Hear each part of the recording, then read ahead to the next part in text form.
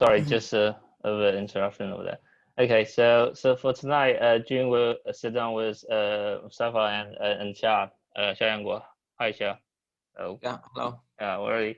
Yeah, the founder of the center, and to talk about his life during pandemic, his upcoming exhibition project in Taipei, and his latest performance, Dear Friend, a work developed in collaboration with artist Michikazu Matsune. So for tonight, we also have our panelists, our old friend Alex Taek-Gwang. Hi, Alex. So, hi. Good evening. A culture, hi. A culture critic and professor of culture study at Kunhi University. We have Penwadee Nophaket Manont. Hi, Pu. Now, the independent art curator and cultural worker based in Bangkok, and Pu is also the speaker for previous session. And we also have Washida. Hi, Meruro-san. Hi. So, director of Curator Art Center. And so, without further ado, Jun, please feel free to have a go. All right. Do you want to share your screen or? No, I didn't prepare not too much, so I thought our idea was to speak a little bit free, and if we run out of ideas, I will do a very boring presentation of my work. Just do you want me to keep the screen on, or do you want me to turn it off to show everyone's face in full screen? Yeah, maybe turn it off and we can see the first okay, face. sure. Yeah. Sure. Okay. So if you want us to focus on your screen, you could do so, or I could do so. Okay. Yeah, I mean, perhaps I could just begin by also perhaps recalling what's happened in the last few sessions, because as Zhang mentioned, we had Pu share in the last session where we really tackled the emerging situation in Bangkok at the moment. Especially in terms of what the curator can do within such a complex situation. And of course, prior to that, I think we must thank Xia and Zhang for really bringing all of us together, because really this began as a kind of almost a kind of a desperate conversation as the COVID pandemic hit, and Meruro-san, and then Alex joined in, and then Pu joined in, and then the collective kind of grew quite organically. And I really do think, if I may say, that some of the conversations that we've had so far in the last 3 to 4 months have been really quite fantastic. Not just in terms of being able to connect with colleagues, but also I think in terms of generating newer paradigms of thinking and working. And so this is really the kind of impetus and why we thought Jun would be a great person to talk to today, partly because we wanted to kind of keep things quite informal, I suppose, in some sense, and to really just have like a kind of a roundtable conversation. And it started off by kind of me asking Xia and Jun, I suppose, a series of kind of absurd questions, because I have had the privilege of meeting Jun in amazing context. Our first encounter was in a random hotel in Berlin, where he happened to be staying and I happened to be there at the same time. And then I kept meeting him in different places. In hotel rooms, but inside now. But I think there is something connected, and this is sort of part of, in many ways, Jun's methods of working. And surprisingly, when we reconnected with him during this pandemic, he told us that he has never stopped moving. In fact, he's been moving all along, and he's been moving across continents. And so I thought perhaps I could just ask a very simple question. How are you? I hope you have been eating well and the internet didn't stop working whilst you were in quarantine. And knowing you eat and drink well, I hope you didn't run out of alcohol as well. So, Jun. Why Taiwan beer? I'm in Taipei, that's why. You're So, Taipei? I'm Really? in Taipei now, yes. I managed Oh, to get to yeah, Taipei. I didn't know that. Yeah. Well, yes, I to my own surprise, I was able to move in the last 9 months. So I was still in Vienna, in China, in Japan, Europe, and Taipei a few times. But of course, it was connected to all these troubles of how do you get into a country? Right. How do you get in just by legal things? But then also with a lot of quarantine. I think I've done several quarantine this year already. So of course, I've done the period in Japan where it was a semi-lockdown. But Taiwan, I did 2 quarantines. Huh?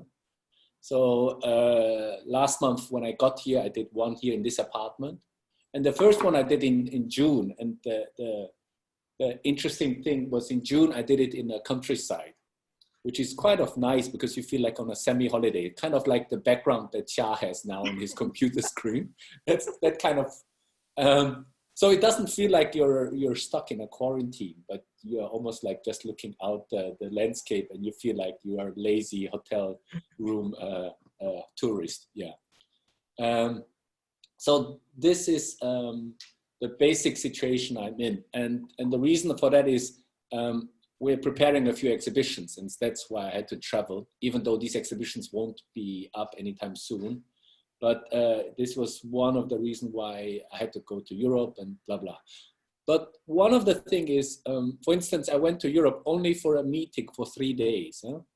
But this whole meeting took a whole month to plan. Huh? So you lose a whole month for spending there 3 days. Because the whole travel is, so you have to do quarantine, you have to do back quarantine. So the decision to say, okay, I'm going there to have this meeting is a decision that is almost like a month thing. Which is crazy because you become extremely aware of time, I think. I think even though we have plenty of time and we cannot go anywhere, we become so much aware of time. And I think it's maybe the first period or the only period we live kind of so much in our presence.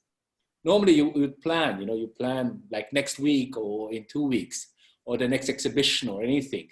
But we can't plan any of these things because you don't know, let's say Europe is now in lockdown. Europe is in lockdown until Austria, where I'm from, is in lockdown until November 30th. Huh?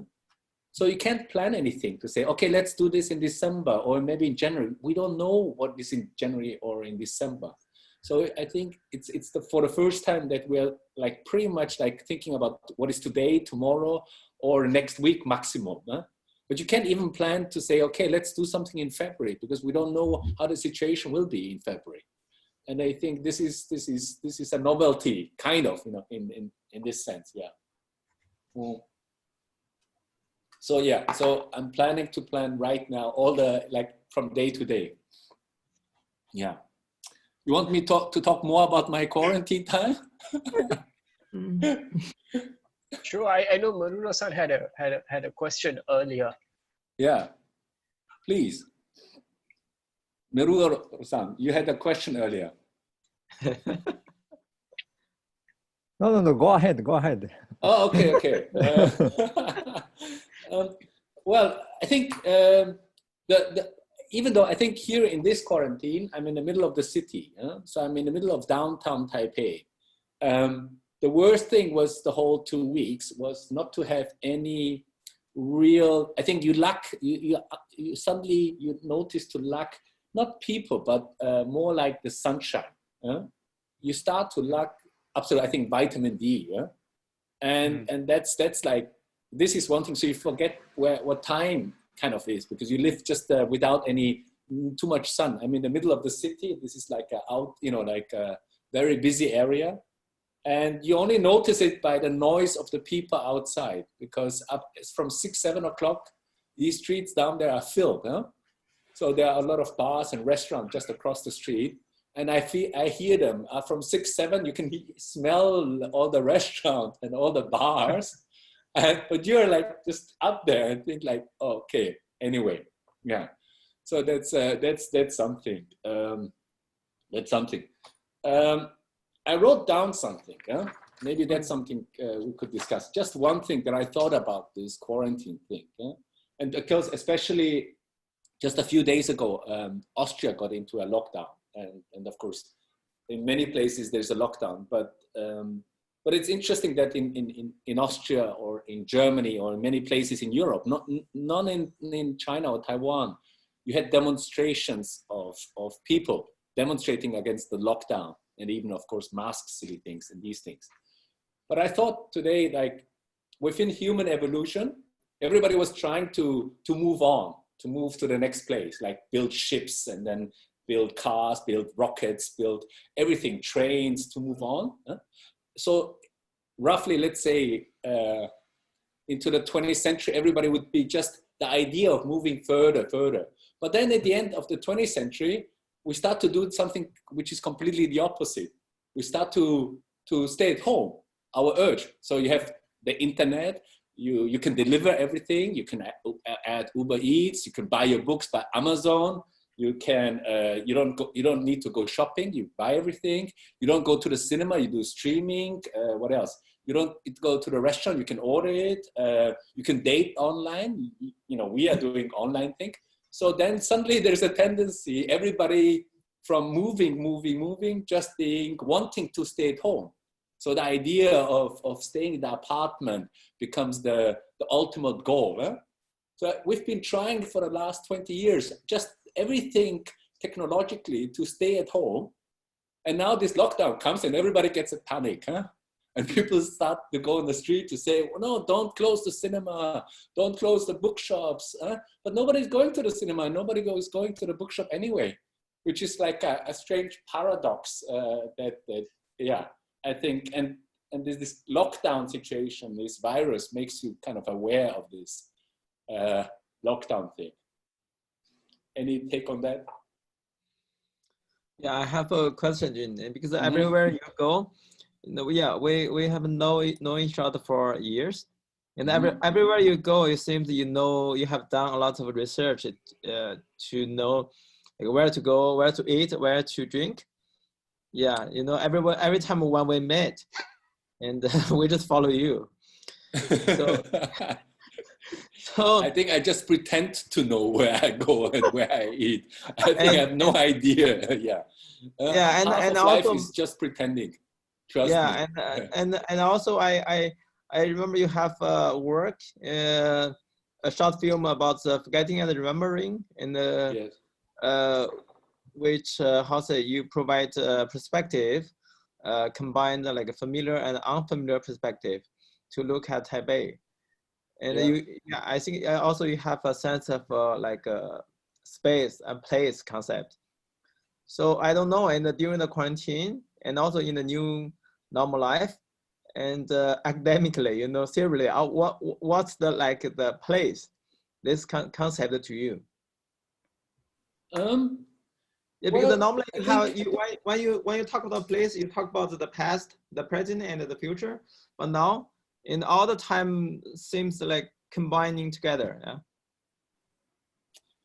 Yeah. Well, of course, I've been. I think part of this, like a circus, going from one city to the next and doing a performance. I mean, we all are. We within the art field, going from one exhibition or one field research, even if we go somewhere and pretend to do field research, we do it very short, like a circus troupe. We go somewhere and then it's a concert. And I've been part of this, of course, for a very long time, and I've been doing it excessively because I've been flying around within a year for the last almost 15 to 20 years. Maybe like 80 to 100 times.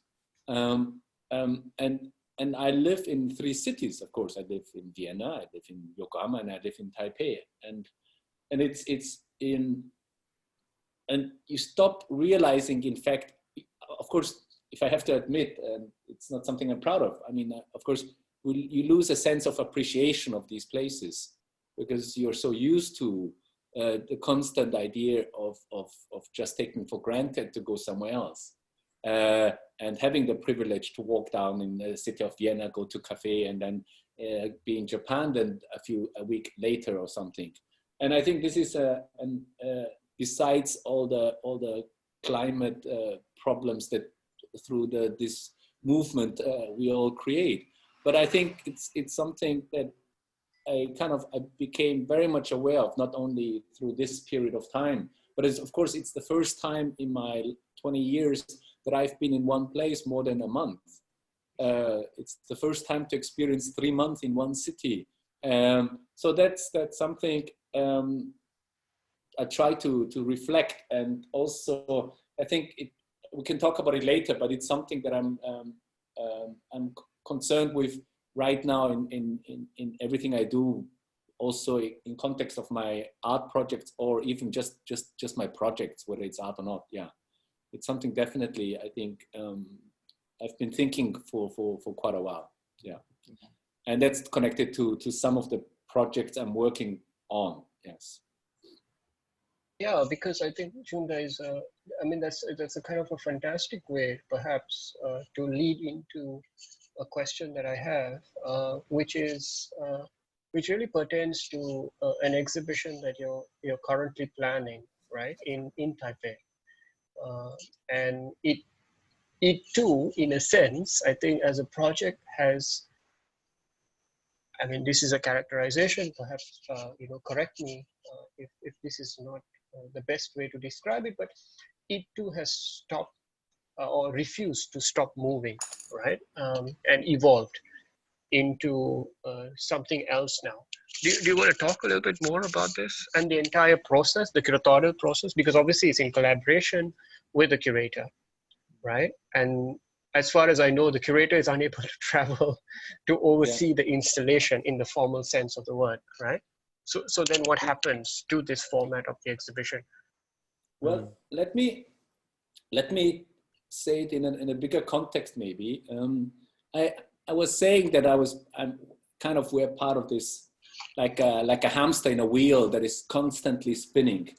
And I was thinking that within contemporary art, I myself we almost lived in a motto of like the Olympic mottos of Sitius, Altius, Fortius, like, faster, higher, stronger. And everybody who I would meet within this, people will of course ask me like, so what's your next work? Where's your next exhibition? What's your next show? What's the new thing? What's your latest work? And to a certain degree that created, I think not now, but in my younger years as artist, almost like a sense of fear of not having an exhibition anymore. And I think we all artists, we have this sense that like you would feel your career is over or something, or you're not important enough anymore, or nobody wants to show you anymore if you don't feel like you have a next exhibition coming down. And of course, this is of course connected to the system that we're in. And even it's interesting because whenever I talk to curators, they want to show the latest work. So, very few curators that I meet, they're interested to say, oh, I'd rather show something old or something, like let's show the old stuff again. They're always asking, even though I would sometimes think, oh, there is an old piece 10 years ago that would fit so well. Let's show this. No, let's not show this. Do a new work. Do something new. Yeah? And this is completely, I think, crazy to a certain degree. Of course, it's crazy because it's purely based on the idea of something new, the new sensation, and it's based also on the idea of pure production, producing something new. But when we're not reflecting on what is this production about, is it necessary to produce it? I mean, it's just, it's very inefficient, of course. Huh? And so for the last 10 years, and maybe here I can do a screen sharing. I'll share you my screen now. Oh la la. Okay. Maybe. Okay. How does it? Could you yeah. do that? wait, just, okay, here maybe. And then I share screen. Okay, wait. Okay, I share this one. All right, you see. So maybe you see these books. So more than 10 years ago, this curator director, Barbara Steiner, who I've been working together for quite often and on many occasions, I started to work on a project which was called the Monograph Project. So more than 10 years ago, we started to think, what if you do a monograph, you know, like a retrospective, but that monograph wouldn't come out tomorrow, but the monograph would come out sometime in the future. So let's say you do in 10 years your retrospective. What format, what form would it have? Even not knowing what work you will do in the coming 10 years. So there was a very interesting moment to think, or process to think, because you think first of all about a project that is looking back, but it's something that is in the future. So how can you think now of a project that thinks back of the time that is still to come? And think of a format, of a container or parameters that could contain all these different thoughts and these possible projects that you do. So I thought it was interesting because it gave me, or it started a process that is still going on for me to look back, at what I've done, and to look back at works that I've done 20 years ago. And then I thought it was very important because it made me sometimes aware of certain links within my own work that maybe are not that obvious. And based on these links, I would produce new works. And that found its first sort of process by having these 6 books published. So it was a project to publish one monograph instead of in one thick thing, but in 6 books. But all of these books sort of structurally and content-wise were defined more than 10 years ago. So that's a project. But then it led me to create a series of exhibitions that I'm still working on, which was the first station was at Art Sonje Center, the art center we all know very well in Seoul. And this was the exhibition in 2018. And I called the project the Overview Perspective, because it was an exhibition that was thinking about looking back at one's own work, but not necessarily in a purely retrospective way, but to take a step out and to look at what you've done in this sense, and not for nostalgia reason, but to reflect on these works. But then also which is also interesting, I think, by looking back, a next process started. You move out of yourself, you move away from yourself. So you not only look at your past in the back, but you also step away and look at yourself to a certain degree. And that's where the notion comes from. The notion comes from the overview effect, which is a notion that is used when astronauts go into space. They reach a point where suddenly they look back at planet Earth, and then they realize, oh, what a small planet we are, and all these things. So that is a moment where suddenly they realize how tiny, unimportant, and everything is. And this is called the overview effect. So I was interested in creating a series starting from this notion of moving away from oneself and finding, let's say, a distance to it. And perhaps in this series, this photo fits very well. This is a photo called Jun Yang meets Jun Yang. And it was taken in 2015. Of course, you know which one. You won't get a prize to guess who I am. But all these 5 people have the same name spelled. You know?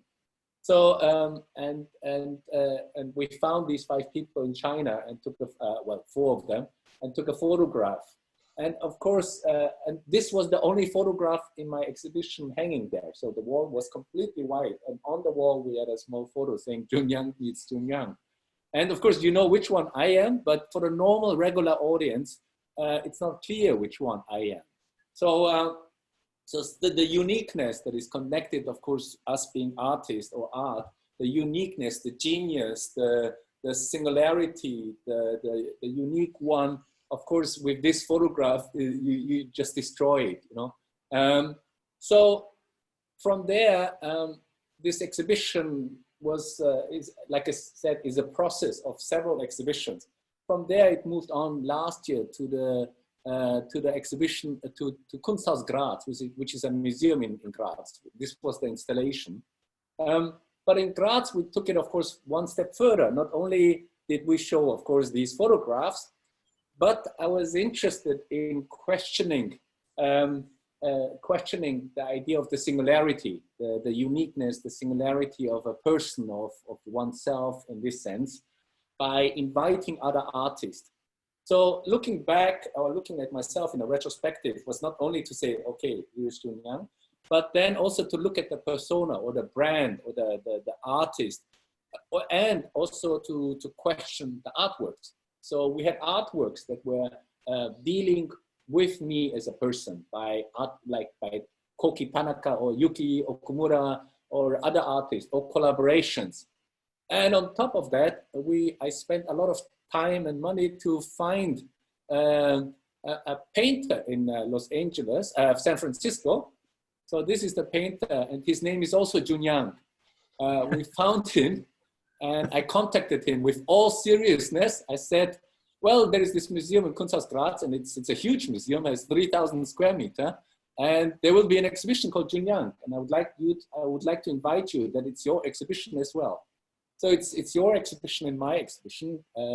These are some of his masterpieces, yeah. So I invited him, and of course this is completely sort of like not only a disruption. It's like it's almost a no-go that you would do in contemporary or in many places, because you negate your own existence to a certain degree. You destroy your biography. You destroy the retrospective that you have that is looking at yourself, because you create sort of like a quantum existence of a different Jun Yang, and almost you create a different biography at the same time. And for an audience, it only says Jun Yang. It doesn't say, you know, it's which one it is. So this this of course confuses people. And I thought we'd take this to this is his actual studio, right? Yes, that's his studio. Okay. So I would like, I mean, I'm preparing this series of exhibition now in Taipei, and for one of these spaces where I'm preparing an exhibition, the idea is to invite him over and have him 1 month to do guides and also to paint in the museum and to give painting lessons. I would like to have him giving lessons and talk and negotiate with the audience, and question the idea of a persona in this sense.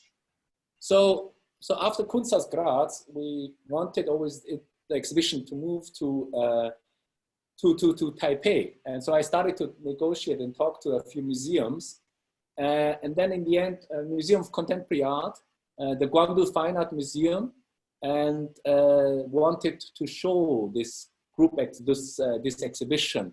So I told them, why not, let's put it all together. Instead of 1 year, next year, I'd like to have all the exhibitions I possibly could have at one moment. Then I can retire. It's almost like the monograph project. It's 6 books. It's thinking like all the books that you can do in the next 10 years, do it at once, you know? Write all the books, and then all your thoughts that you have, if you could, do it once. Because Taipei has 3 or 4 museums. So I'm doing a solo exhibition in 2 museums, and then Tina Kenk Gallery Project Space, which is the biggest gallery, all at the same time. So after that, basically, nobody will show you again, because yeah, which is very, I think, interesting. And so this is, and the reason why I say it's interesting is because of course, it's interesting because if the first exhibition was about this idea of looking back in a context of an overview perspective, to look back in a classical almost way, the second exhibition was almost to destroy the singularityness of such an act of looking back, and almost destroy the notion of authenticity and of us as a single artist. Then Taipei can be about not only about not stressing purely on my work, but on these spaces. So for instance, we show the same work. What does it mean to show the same work in a museum that is connected to the university, or in a museum that is within the city center, old town, Japanese school, very different context, or in a gallery? It's the same work. How does the work change within the context? And I thought this would be an absolutely interesting opportunity to have a chance to do something like this, because then I can talk, or I can reflect upon really also what's the context, not only where my artwork is produced, or what's the context of the thinking that goes in, but the context of the exhibition itself. So I can talk about the museums, the art spaces, and the relation between these two and the three in the end. So for instance, this is how one piece would look like. And I think maybe this piece describes the whole, these are 3D renderings. These are not Photoshop. The exhibition starts in 3 weeks. So I'm in the middle of the production. In fact, my assistant is sitting there. He's working on my catalog right now. anyway, so the first space opens in 3 weeks, then in 4 weeks, the second space, and in 2 months, the third space. So they're all overlapping, and this was extremely important that they're overlapping. So we tried everything so they would overlap at least for a month, and you have the opportunity. So I show you these 3 photographs. So that's the first space. It's called Tina Keng Plus Project Space. It's a gallery. It's one of the biggest gallery in Taipei, and it's also in a new high-tech area. So this is the high-tech area. You can see it by the buildings. It's the neighborhood.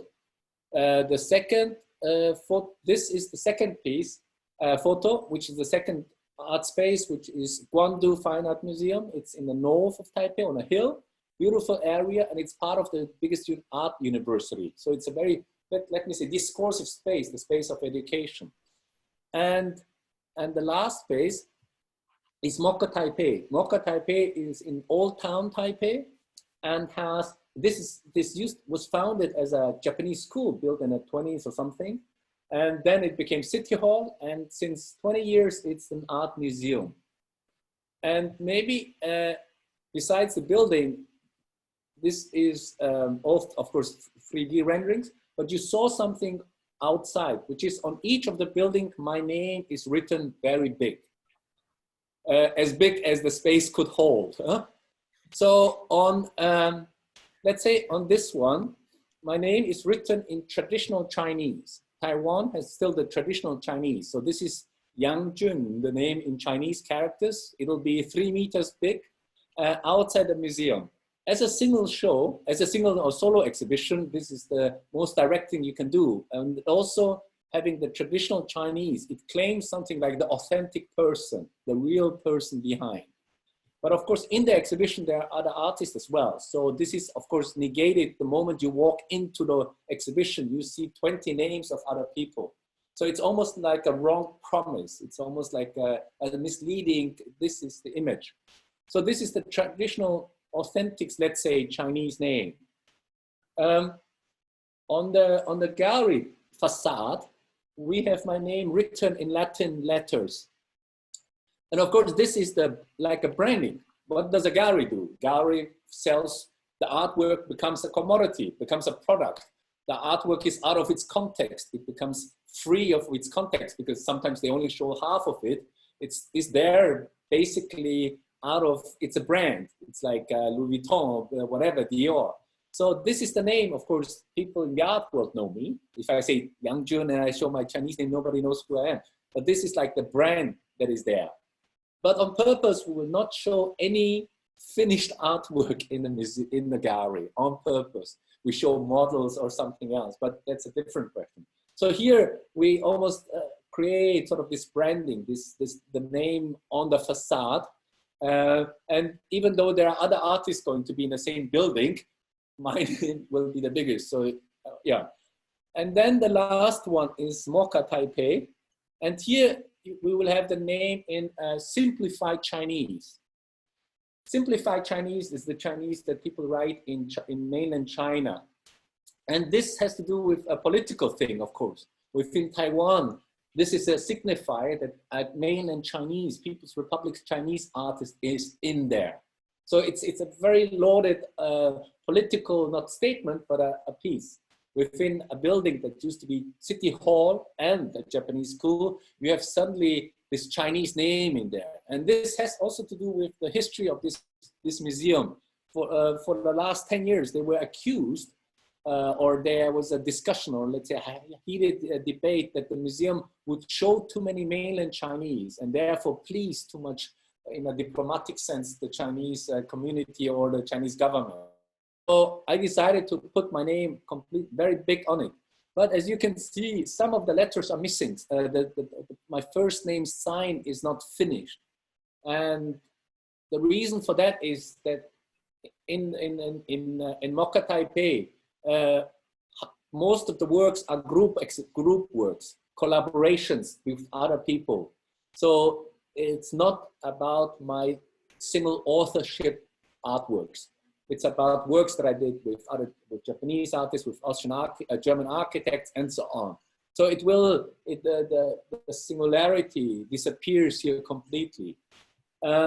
So this was, these pictures became a necessity because we decided we needed to have some images before the exhibition starts. But then it also reflects something, of course, that we're working on right now, because it reflects sort of like the virtual sense of art and contemporary art we are in. I mean, through the coronavirus idea, every gallery went on online platform, no more art fairs, the museum had to close.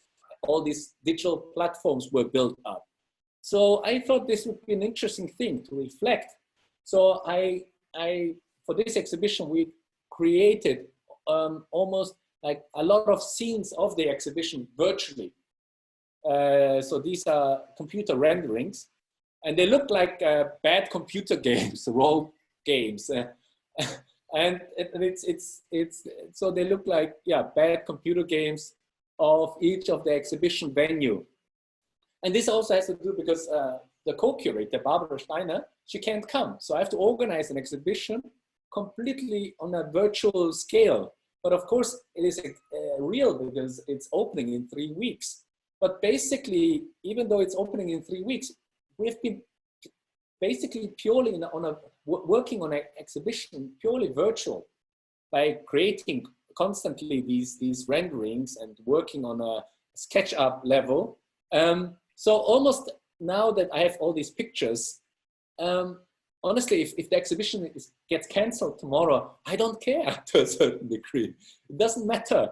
And it's interesting to think, I mean, and this is what we've been all discussing and talking about, you know, how necessary should museums still open, or, you know, within the lockdown period. Now, of course, that nobody can travel, we can't see the real Mona Lisa in the Louvre and all these things. We can't travel and see any museums, and God knows for how long.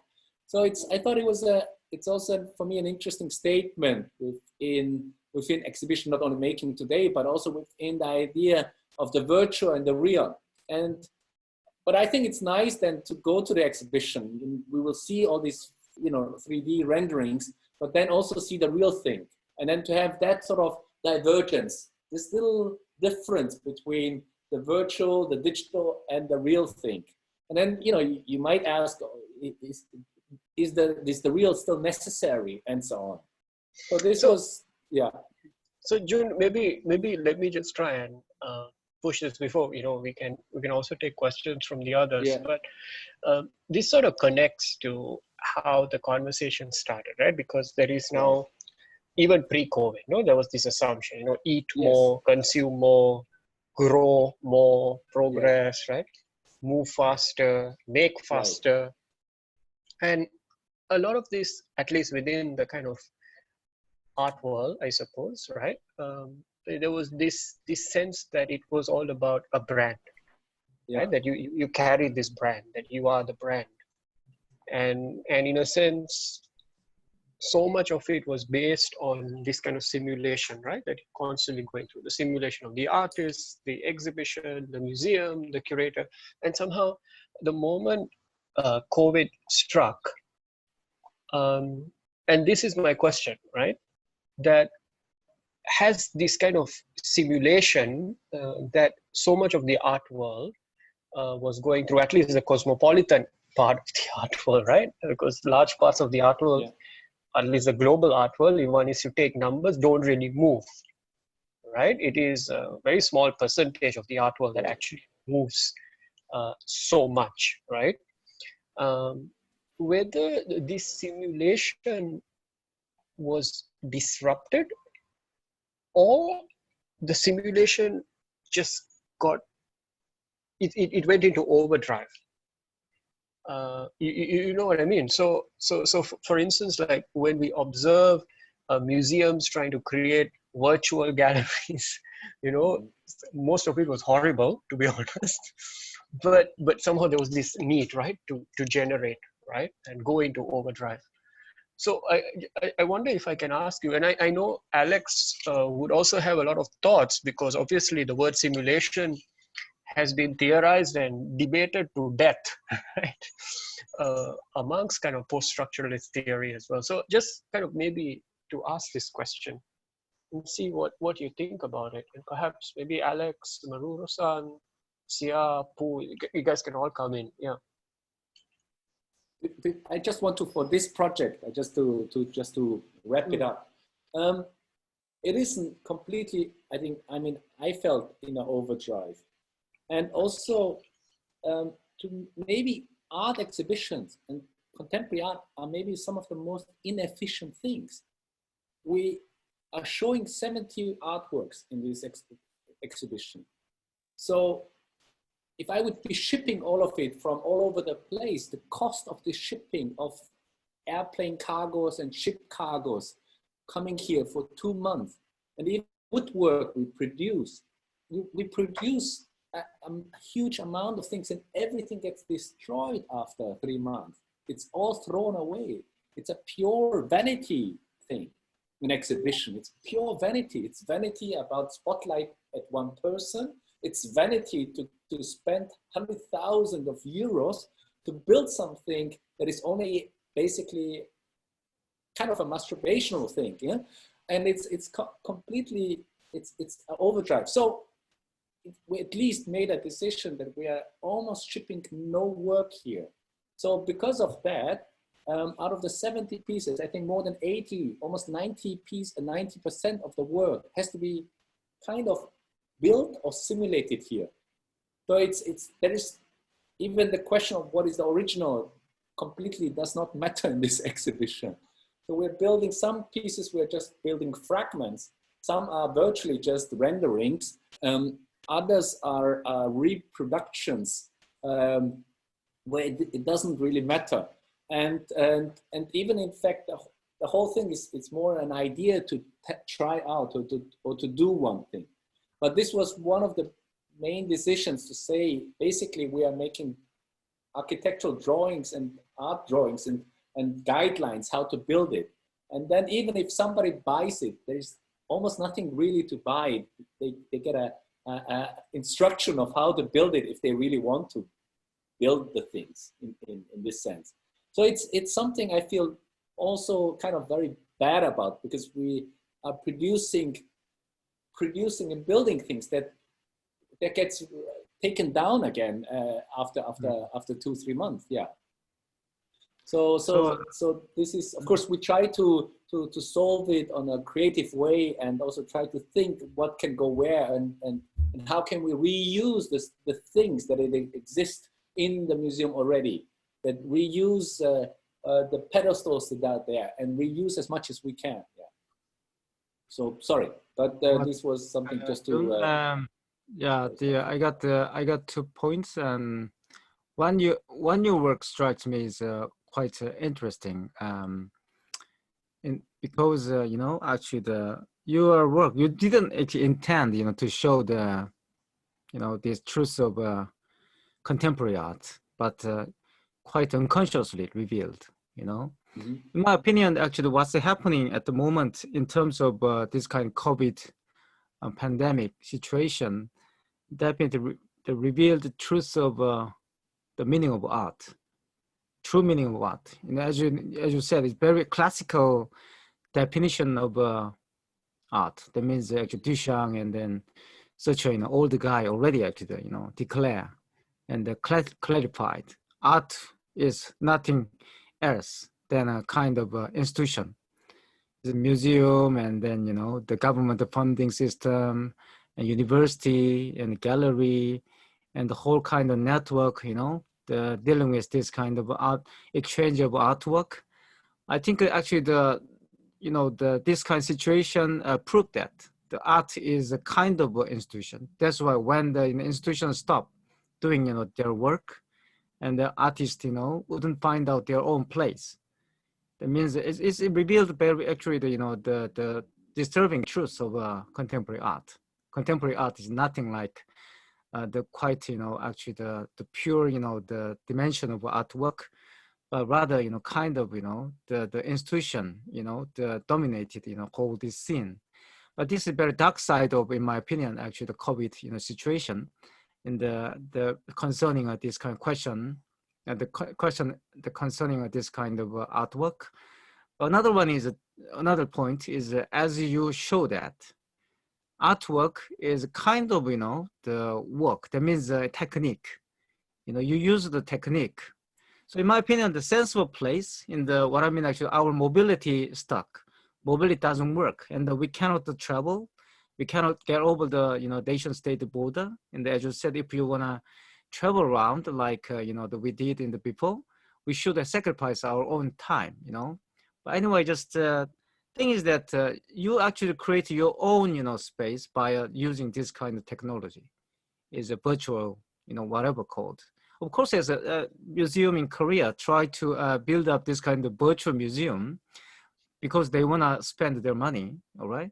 It's not actually the artistic purpose. It's not really quite the artistic purpose, but in my opinion, it's an artist, you know, actually more like creative than this kind of institutional, you know, the purpose. That means without this kind of institution, the artist, you know, that goes on their own way, you know. The people actually, we had a little bit, you know, very confusing, you know, feeling about, you know, this kind of artistic institution. What I mean, without museum, without gallery, actually you wouldn't have actually, you know, decided, you know, what to do. But today, little bit actually, this situation forced us, you know, the distance ourselves from this kind of institution. So that's why just we actually recognize, in my opinion, actually, we would recognize, you know, what kind of, you know, actually the technique is kind of transcendental actually use of technique, you know. That means the transcendental technique means, you know, you can use, you know, any technology without any, you know, original purpose. You can change it, you know. That's I'm thinking about actually when you actually show us kind of, you know, your own very creative, you know, the approach, this kind of, you know, the situation. And then of course it contains your own agony and your own sadness, you know. You are just stuck to the one place and your own sense of place, sense of, you know, temporality. But the thing is that you actually very touched, in my opinion, very truthful artwork. And then it's very actually amazing and very actually impressive, you know. Come to Taipei, see my exhibition. Let's break this. Anyway, I will go this spring. Actually, my sabbatical year, you know, I will, the National Taiwan University invited me to stay there. So I will gonna actually stay at two months. Of course, 2 weeks quarantine. Well, if you travel together, by law, you are allowed to quarantine together. Really? Yes, if you travel together, by law, you can quarantine together. Because, you know, the virus stays within you 4 or 5 or 6 people, yeah. Xia must go together. Yeah, Xia. But Alex, let me just ask you a question, because in a sense, it's quite a fantastic perspective on Jun's work, right? Because I mean, Jun, if I may say, there is also this incredible critique, in the renderings that you showed us, right? Or at least the promise of critique. And I just want to maybe push Alex a bit more by asking him, so why do you think there was this kind of a flurry of initiatives with regards to the virtual museum? Why do you think museums wanted to generate this simulation? Where do you think this impulse came from? Of course, there is the conventional kind of wisdom that will say, oh, we wanted to keep engaging our publics and so on and so forth. But I think in relation to what you said about contemporary art as an institution in and by itself, right? But I wonder where this anxiety came from. So I don't think that is kind of anxiety, The institution has no anxiety. Thing is that, in my opinion, the institution, or it's kind of, the how can I say, just a little bit, the paradigm of the contemporary art is definitely based on kind of mechanism, In other words, we would say kind of capitalist assemblage. The art market, and then, this kind of the public capital, whatever called, is public money, but actually it turned to be a kind of public capital at the moment, because according to liberal liberal economics, actually the government has some kind of responsibility to boost up, the market. So this kind of a theory is a very actually rational resolution, to what actually we faced up in terms of a crisis. That means that governing means always try to control this crisis. And of course, as an art and artwork and artist and curator and critic, try to actually bring in kind of crisis against this kind of rational resolution. As we can see in the June, he actually drank and he actually tried to do, something else, what the kind of institution try to do is a little bit very opposite.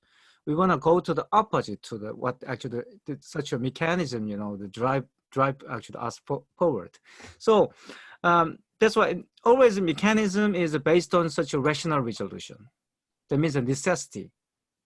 That means actually, you know what I mean? Actually, it's a necessary, actually the causality there is kind of, that's why actually what I say, actually the artistic actually museum and artistic gallery want to actually bring in that kind of, actually the expected, how can I say, just the expecting actually the result, the consequence, something like that. So, but actually this situation, actually they didn't expect, actually this kind of chaotic crisis, That is exactly, and this crisis always internalized within this kind of institution. What I want to say is institution as such is not evil. What I mean, actually, mechanism has its own logic, and this logic is, the forced on us, the people, and we actually follow this mechanism, and then suddenly, and what we actually witnessed today is definitely the stop of this kind of mechanism. And then we found out our own place there. And it kind of,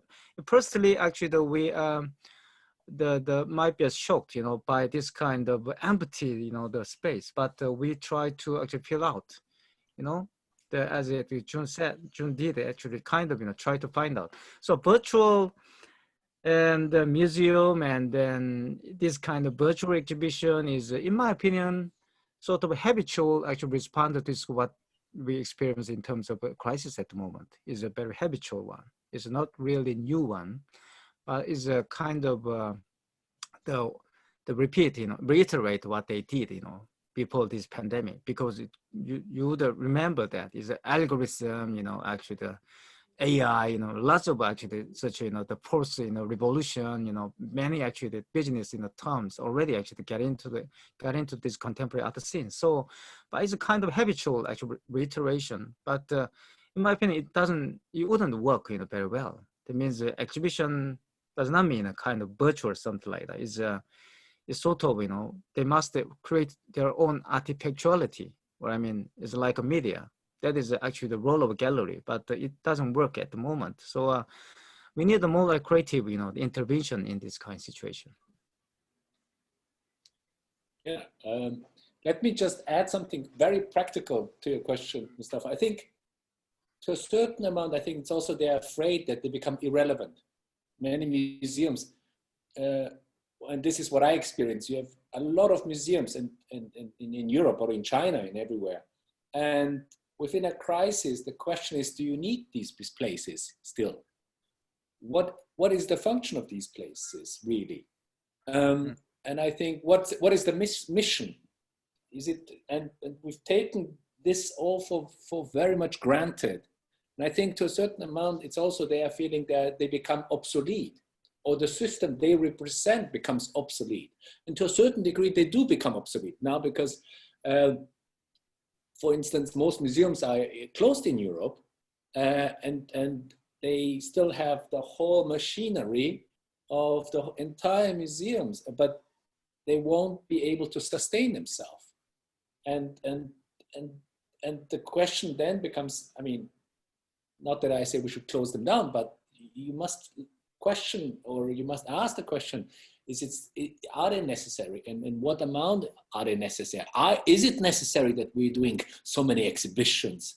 Is it necessary that I show and fly all these things over? Is it necessary to put another piece of object in that building, which is huge, and even just to store it, etc., etc.?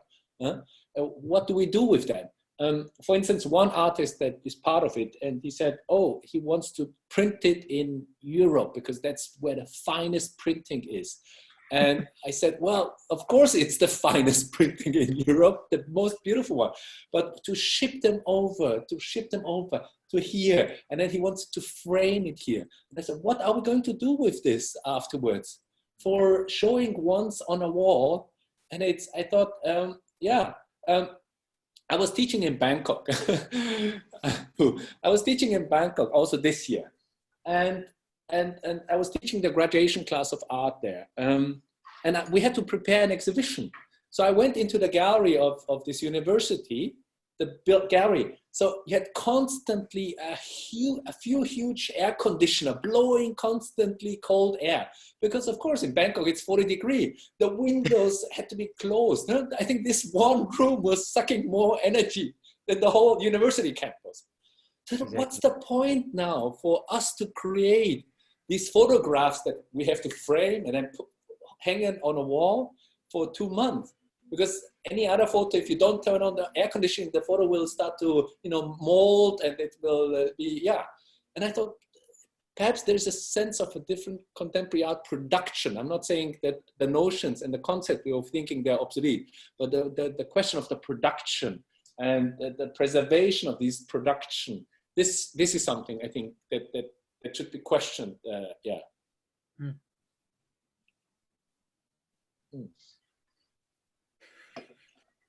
Sorry. Hello. Yeah. Yes. Yeah. Just to turn my audio. And what you're talking about really remind me of visiting Ivy Studio. Mustafa, do you remember last 2 years ago we visited Ivy Studio in Berlin, and Ivy told us, he said he's really tired of exhibitions. So he said he's tired of the exhibition, but he got a lot of invitation from the museum. Every year he got like more than 20 solo shows. Then we asked why you make this so many solo shows. He said it because the museum needs a solo show, and the museum can make a lot of money through the tickets. Yeah, when it's everywhere, okay, a lot of money will come. So that's why he said he's tired of this and he wants to make a film. But the question is, he's very, very sad about that because very few people go to watch his film in the cinema. Very few people. And also while I was working in the museum, I also questioned this, why the museum want to make the exhibitions and the production bigger and bigger. Like there's another example. I don't know if you remember, Olaf Eliasson made a show in the Denmark Museum he built he brought a lot of stone in the museum, and there's a stream in the museum, and he wants to invite the audience to feel the nature. And I don't know how much budget cost, like $2 million, $2 million, $3 million, a lot of money. Yeah. So that's why I think during the pandemic, maybe it's time to think about that, and why the museum want to make a lot of big size installations and spend a lot of money. And the reason is because the museum need that, or the people need that. We don't know, because the museum should provide a creative idea, but how say, and finally, how say, oppositely, the museum just focus on the money. They just make money. Yeah. I mean, one example is in Vienna, we had a lockdown in March, and now there's a lockdown here. And some of the two biggest museums, and I think through the crisis, it became clear, they've been focusing for the last 10 years purely on tourism. So two big museums, the ticket price is like around 15 euro to go to see a museum, okay? So, and then because Vienna is a touristic city, they've been focusing their program on blockbuster exhibitions. Now with this lockdown, there are no tourists anymore, and suddenly they get a crisis.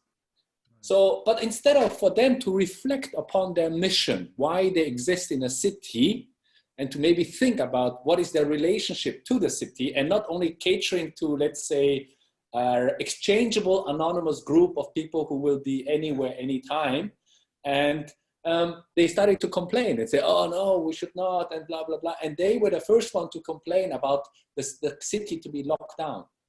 And now these places are empty because they've been focusing purely on within even their programming, on an amount of numbers of visitors that are coming from anywhere else. So suddenly you have these empty places and I think it would have been a good chance to reflect upon what is the mission of these spaces, in fact. And also, of course, what is the mission, what is my mission as an artist? Being invited to any exhibition or in bigger biennials or whatever, what is my mission to create or to do? Yeah.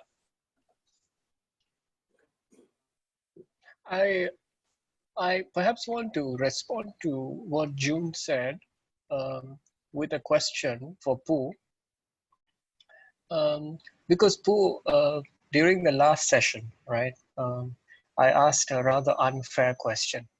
I said, will you ever return to the white cube and to curate, right? And you pretty much said no, because it's not a very nice place to be. I wonder if you can talk about that from the perspective of the Bangkok situation, because I think that would speak to Jun, because, and the reason why I asked this is that one of the things that I suppose the pandemic has exposed, and Jun, is that how, in a sense, perhaps interconnected the museum is to the urban, right? And how they are very much kind of intimate bedfellows within this larger kind of framework of the city, of tourism, right? Of exchange, of the blockbuster, and so on and so forth. And you're right. I mean, I don't know whether the opportunity is being missed at this moment in time or not. But certainly, I think this will make the difference, you see, between museums that take on a much more progressive or even a more, I mean, dare I use the word radical approach in the coming years, and those that don't. And we don't know at this moment, right? Because we're still amidst the crisis as well. But perhaps I wanted to ask you to. Yeah, well, Yeah. it's a few questions in one question, huh? For me, it's a no. Yes, of course, it's a no. But of course, I am still doing both, like like a research-based exhibition, as well as exhibiting in a space that may be in a shorter period of time. Because after I came out of Bangkok, I mean, to do research around country, it's more exciting for me to work with like the real human. So that's why it's now a lot more challenging to get to know what's really going on in the real world, not only in the white cube, and playing with your imagination only. But for the Thailand context now, under the lockdown, we're not under the lockdown. That's very different because, like as I have talked about in my discussion and my presentation before, it's not about the lockdown now in Thailand. It's about the political situation, and of course the economic crisis due to the pandemic, together with the political turmoil and everything, political instability. So that's why people don't really enjoy entertainment or art or culture as much as we have. So problem is economy is not going back on track soon, maybe 3 years from now. So how could people enjoy this kind of entertaining the culture, or making art exhibitions, or even tourism in Thailand is not as good as before. So but for me, it's a time, for me, I don't know if I can't say for others, but for me it's a time of challenge, that I can find this answer of the new normal situation, and trying to get to connect this my research based practice in the South that I have been doing with the local people. And because we can travel already, right, in Thailand, like around the country, so try to connect another and expand my practice in Isan also, and not only separately that I do the practice now, I challenge myself more in doing having both regional of people being and sharing the suppression by the hierarchical ideology in Bangkok, and trying to get them together and share something during this economical downfalls and political crisis. So that's my new challenge, that of course impact from this political crisis, pandemic crisis, and also economic problems. That's why I plan to ask Jun also that I was thinking about when you were saying that you step back from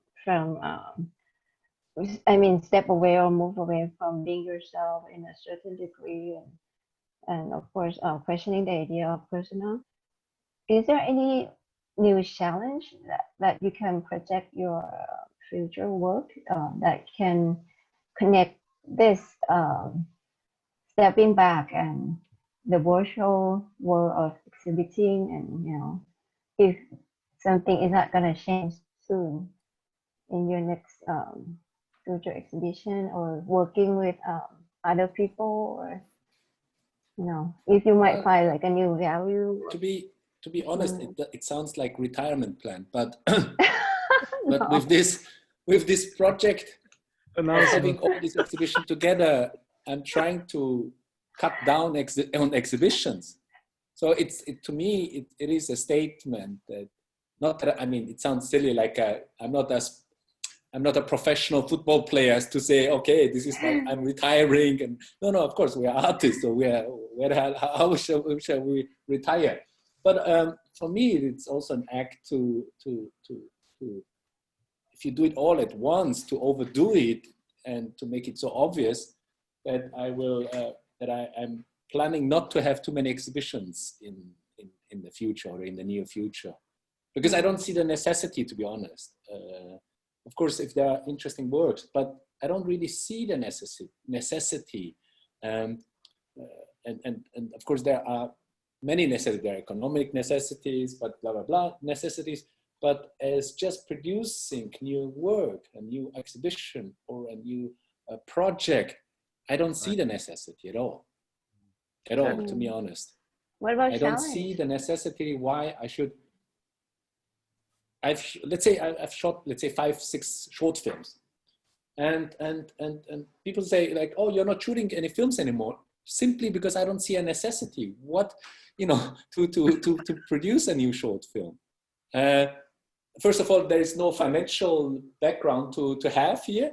I mean, you know, it's everything costs a lot, and then also, I don't need to prove the world that Jun can shoot a short film or something, or that I could build another nice exhibition or anything.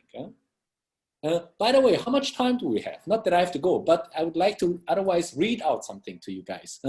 Yeah. Because you asked we me. have time. We have time. We have time. Okay, let me read you a children's book story. I wasn't planning to do that. Yeah, I'll read you a children's book story. And it's 2 stories, and one story I wrote last year, and the second story is something I wrote this year, okay? During the quarantine, because during the quarantine, you know, you have a lot of time. So I thought, okay, sit down, write a second short children's book story. So, and one I finished at the editing today, just right before you guys started. So let me read you a children's book story, okay? All right. Wait a second. And it's 2 stories. So you have to listen to both stories, yeah? And you will see the pictures, but let me read it out. You have to read 2 stories to understand the whole project. Wait a second. Okay, let's go this one. Okay. So you can all see the story? Yeah. Okay, so the story is called The Emperor of China's Eyes. And it's a story I wrote last year, but the second story is something that we just finished basically really today in the process. The Emperor of China's Eyes. A long, long time ago, the little emperor was playing with his friends in the grounds of the emperor's palace. It was so very hot, and all they could think about was something refreshing. Something cooling, something cold as ice. But it was the hottest summer ever, and there was no ice or anything cold to be found in the whole empire.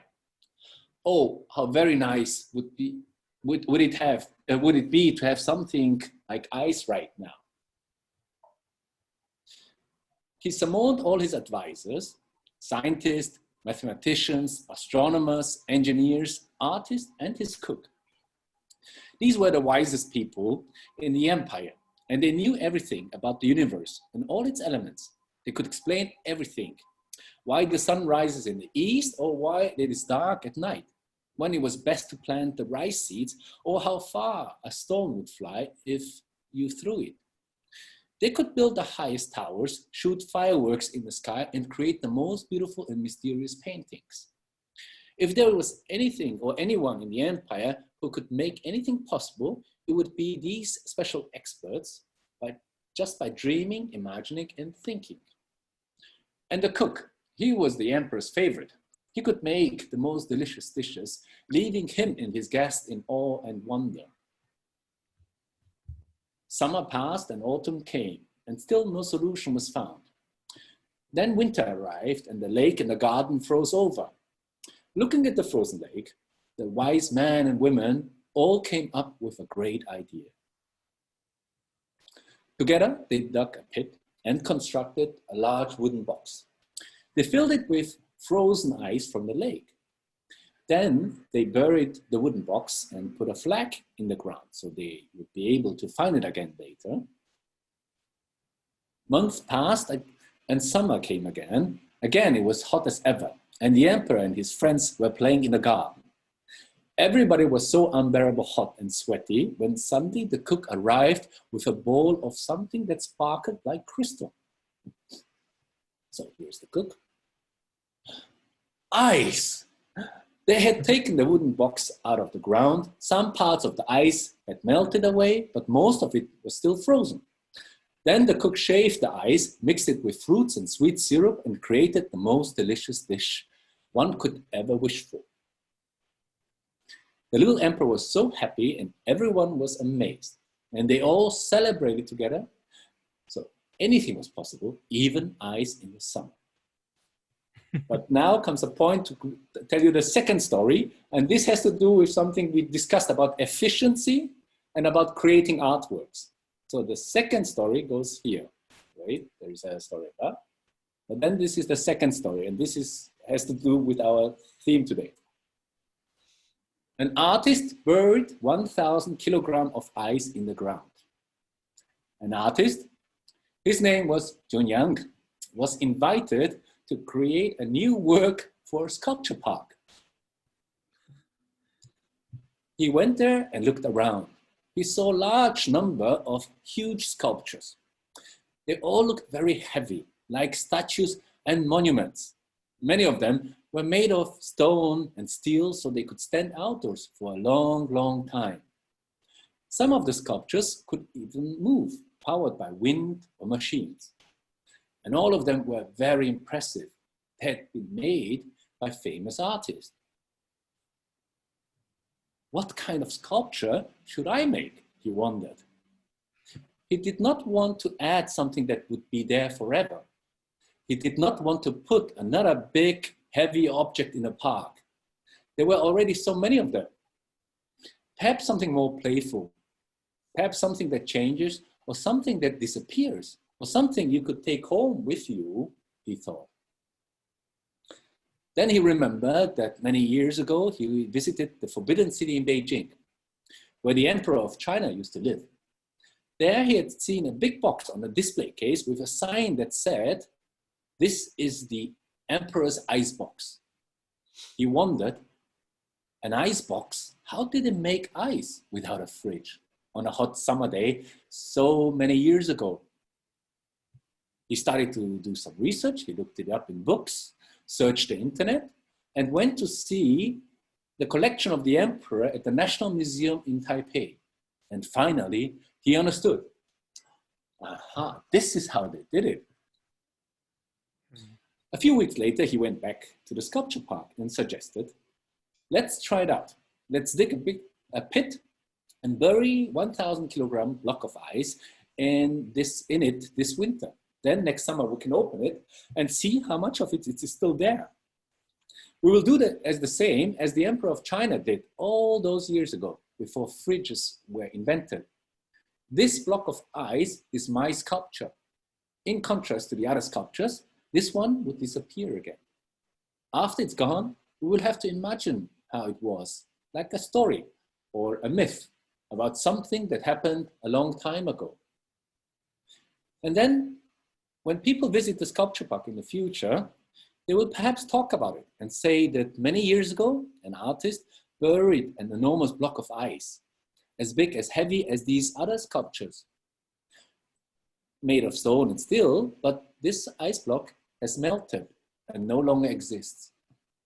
Like the ice and the snow in winter, which slowly turns into water when the sun comes out, or like the ice cream in summer that melts if we don't eat it quickly enough.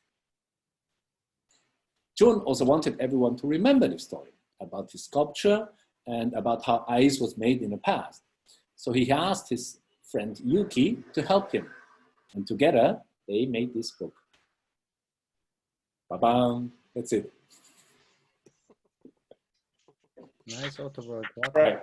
So I thought about sculptures and not adding one of these big sculptures. So this is gone, and all that is left is a children's book. Yeah. So to your question, Pooh, what might make sense for my next few years, right? Children's books. Yeah. Great. Quite an autobiographical story, but very give quite a good lesson. You must study. Yes, about art history. Nice.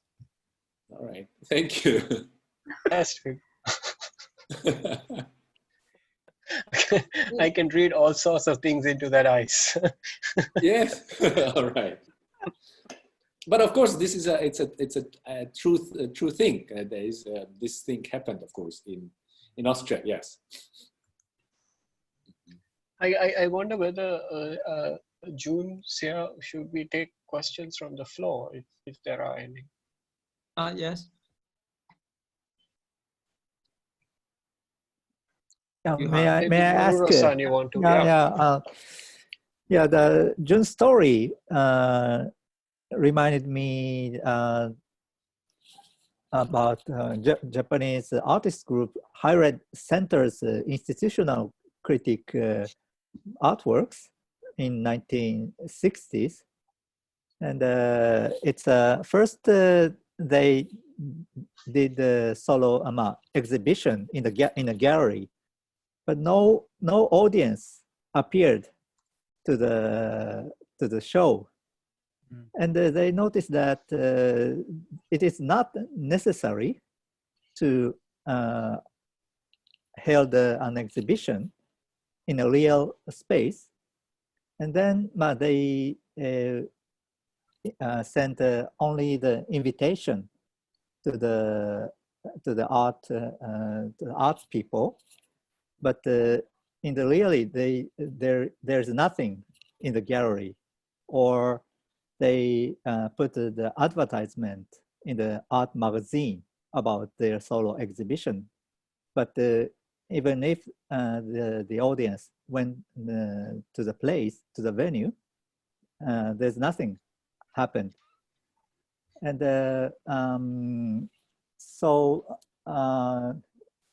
I thought that Jun's virtual exhibition is revitalized this kind of institutional critic idea through this pandemic situation.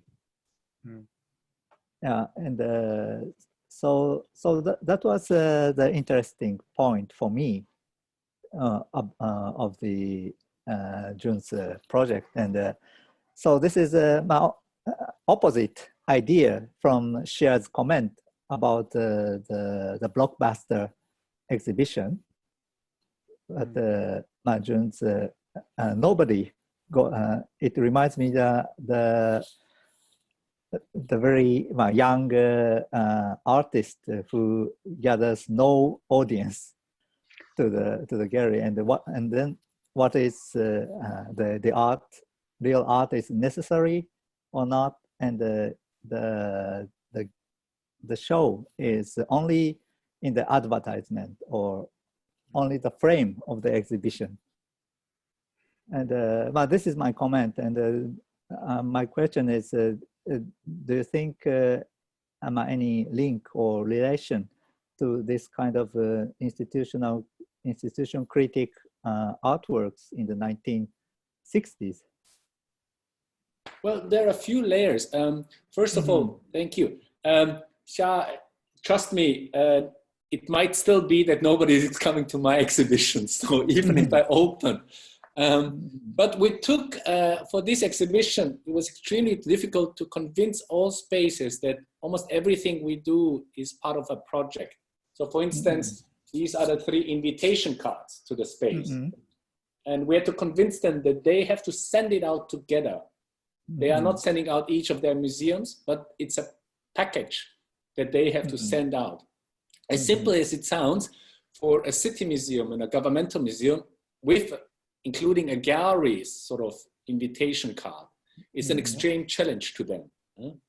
Or yesterday we finished the advertising. Even the advertisings are a project about creating sort of to create the understanding of the project in itself, even though these cards you won't see in the exhibition.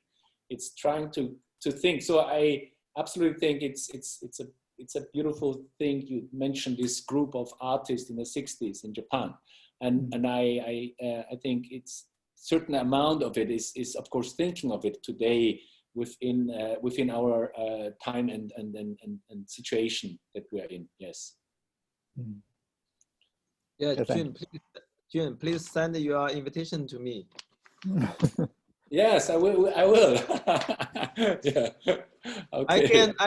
I can help you to deliver your invitation to all the villagers here.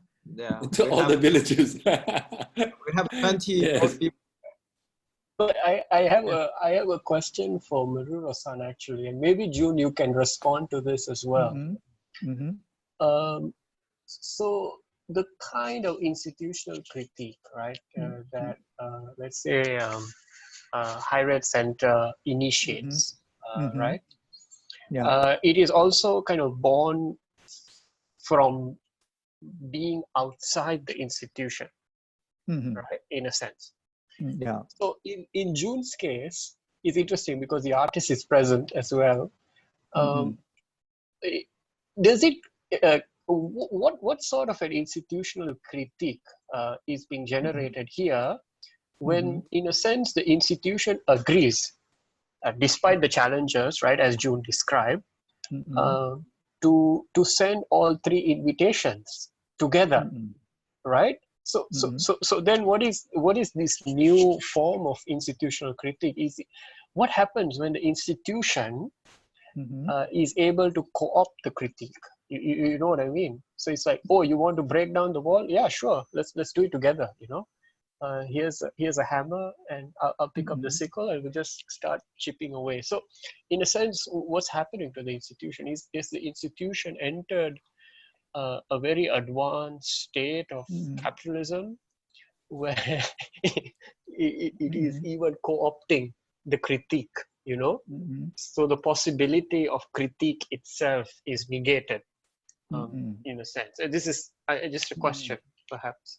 Institutional critique artwork is not going beyond the wall of the institution, and rather it's a like kind of play with the border of the institution, in my opinion.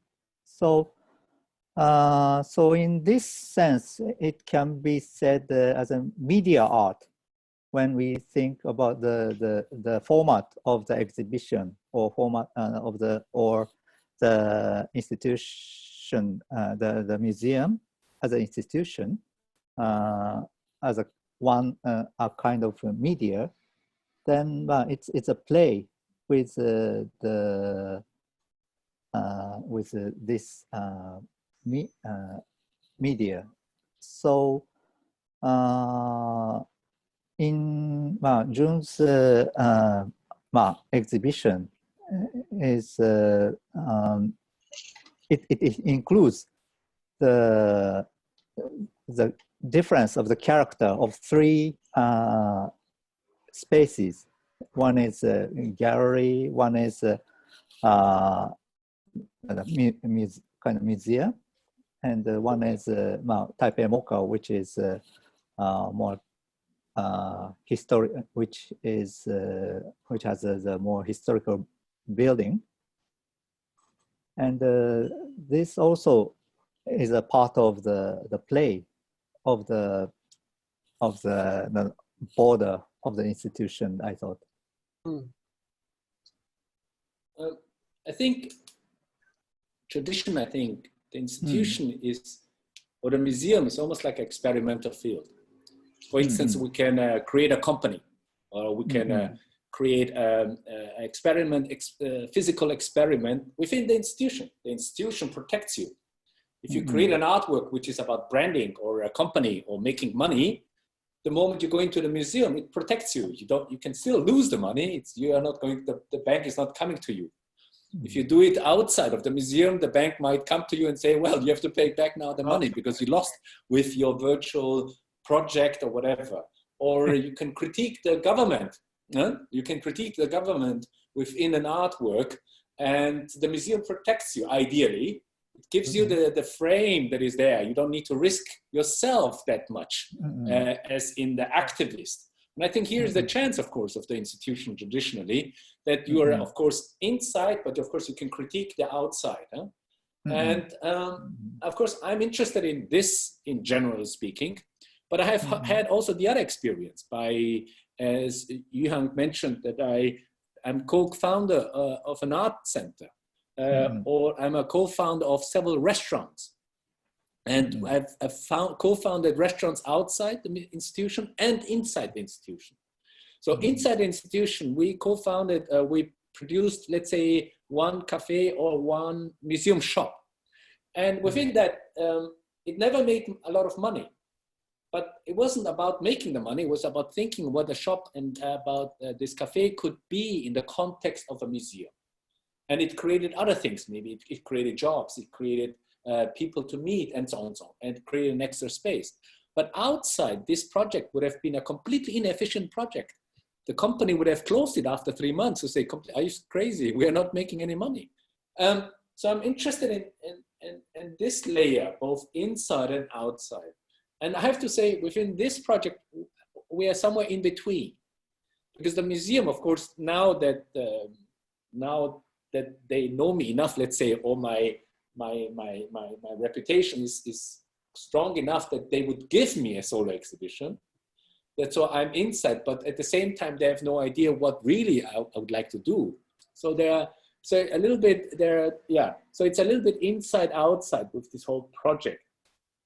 And to let you know, I'm not even supposed to talk about it, but it'll be written in the catalog anyway. So within the MOCA, therefore, the director tried to cancel my exhibition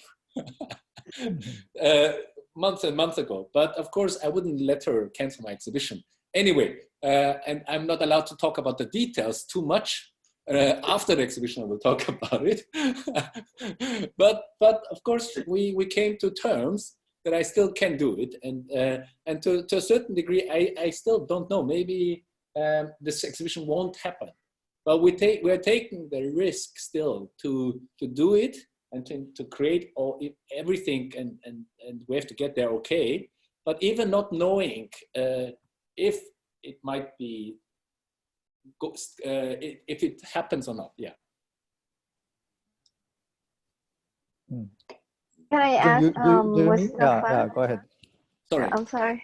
Can I ask Mustafa about, you have asked me twice, or maybe more than twice, about the not going back to the White Cube exhibition curation. What do you think about it? I mean, what's your idea, or what's your projection on this idea? No, I mean, for me, I think it's something that I struggle with, to be honest. Right. But I do think at this moment in time, as somebody who is working perhaps outside of the kind of Western metropolitan centers, right? I mean, yeah, one may think of Singapore as being a kind of a transit hub. It can be a transshipment hub. It may be a hub for oil refineries and all these kinds of economic terms. But when it comes to the so-called art world and the circulation networks that we are really talking about, it is still on the fringes. And I'm curious at the moment with the potential of what the museum, I suppose, quote unquote, can achieve in this context. So for instance, like one of the reasons why I've continued to work at the National Gallery, which is a museum of modern Southeast Asian art, was I was very curious what it means. And the National Gallery has only been open for about 5 years, right? I was very curious to explore, like, what does it mean to build a museum of modern art when modernism as a category ended like 20 years ago? It's like a post facto museum about something, right? And I'm quite curious, like, what is this? Is it like a kind of is it like some kind of a MoMA-esque, right? Is it a simulation of a MoMA in the tropics? Like what is this? And yeah, you're right. We keep blasting the aircon. The air conditioning, right, raging against the tropics that is outside, that is trying to come in. And so I'm quite curious how malleable, I suppose, the museological is, and what the curatorial can do as a result.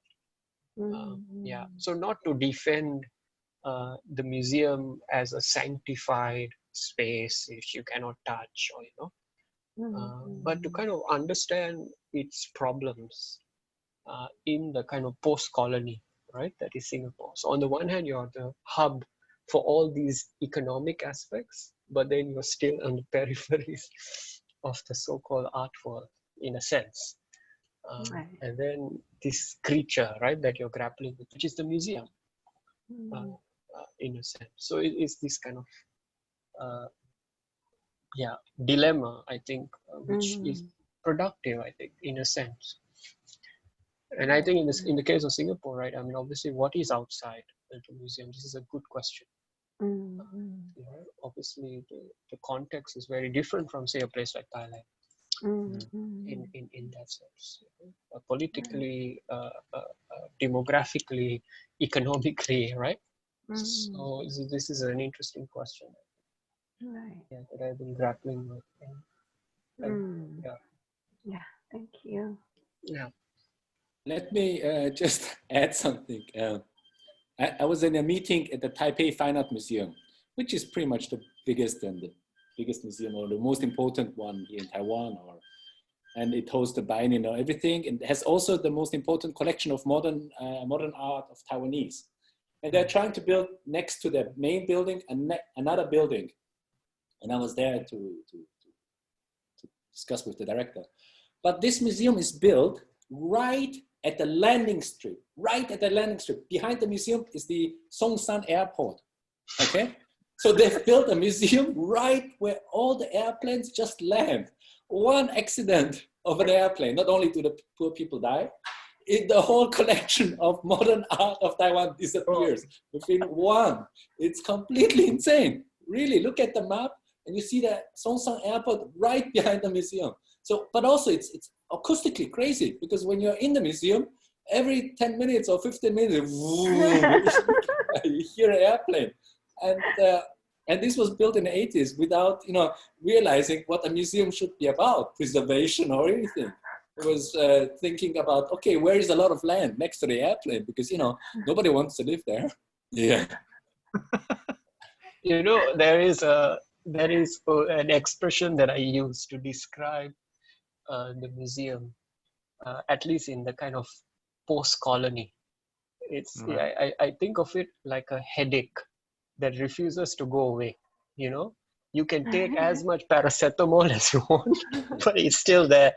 You cannot cure this headache. There is no cure for the headache, and the museum is, in a sense, a bit like that.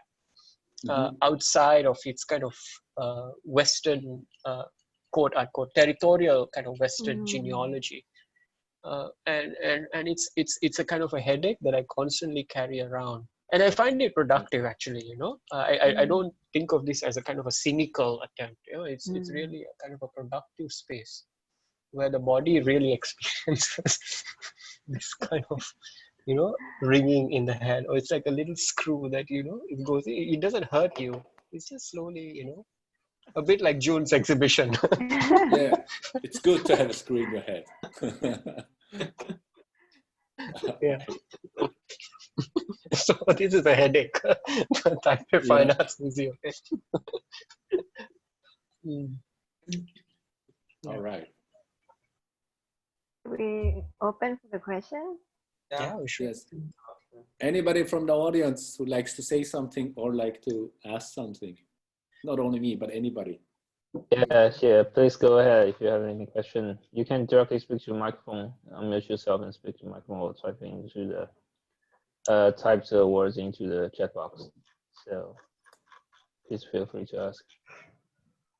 Hello, hi, I'm Lena. Thank you very much for this very open conversation. I'm just wondering, because in the beginning we've talked a lot about production, and the COVID-19 is still here, and many people are now in real lockdown, and in mainland China people are again, there are new cases of the COVID coming up again.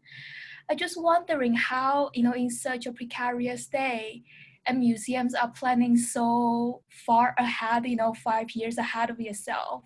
How can museums, or just curating yourself, embrace this, I guess, state of uncertainty?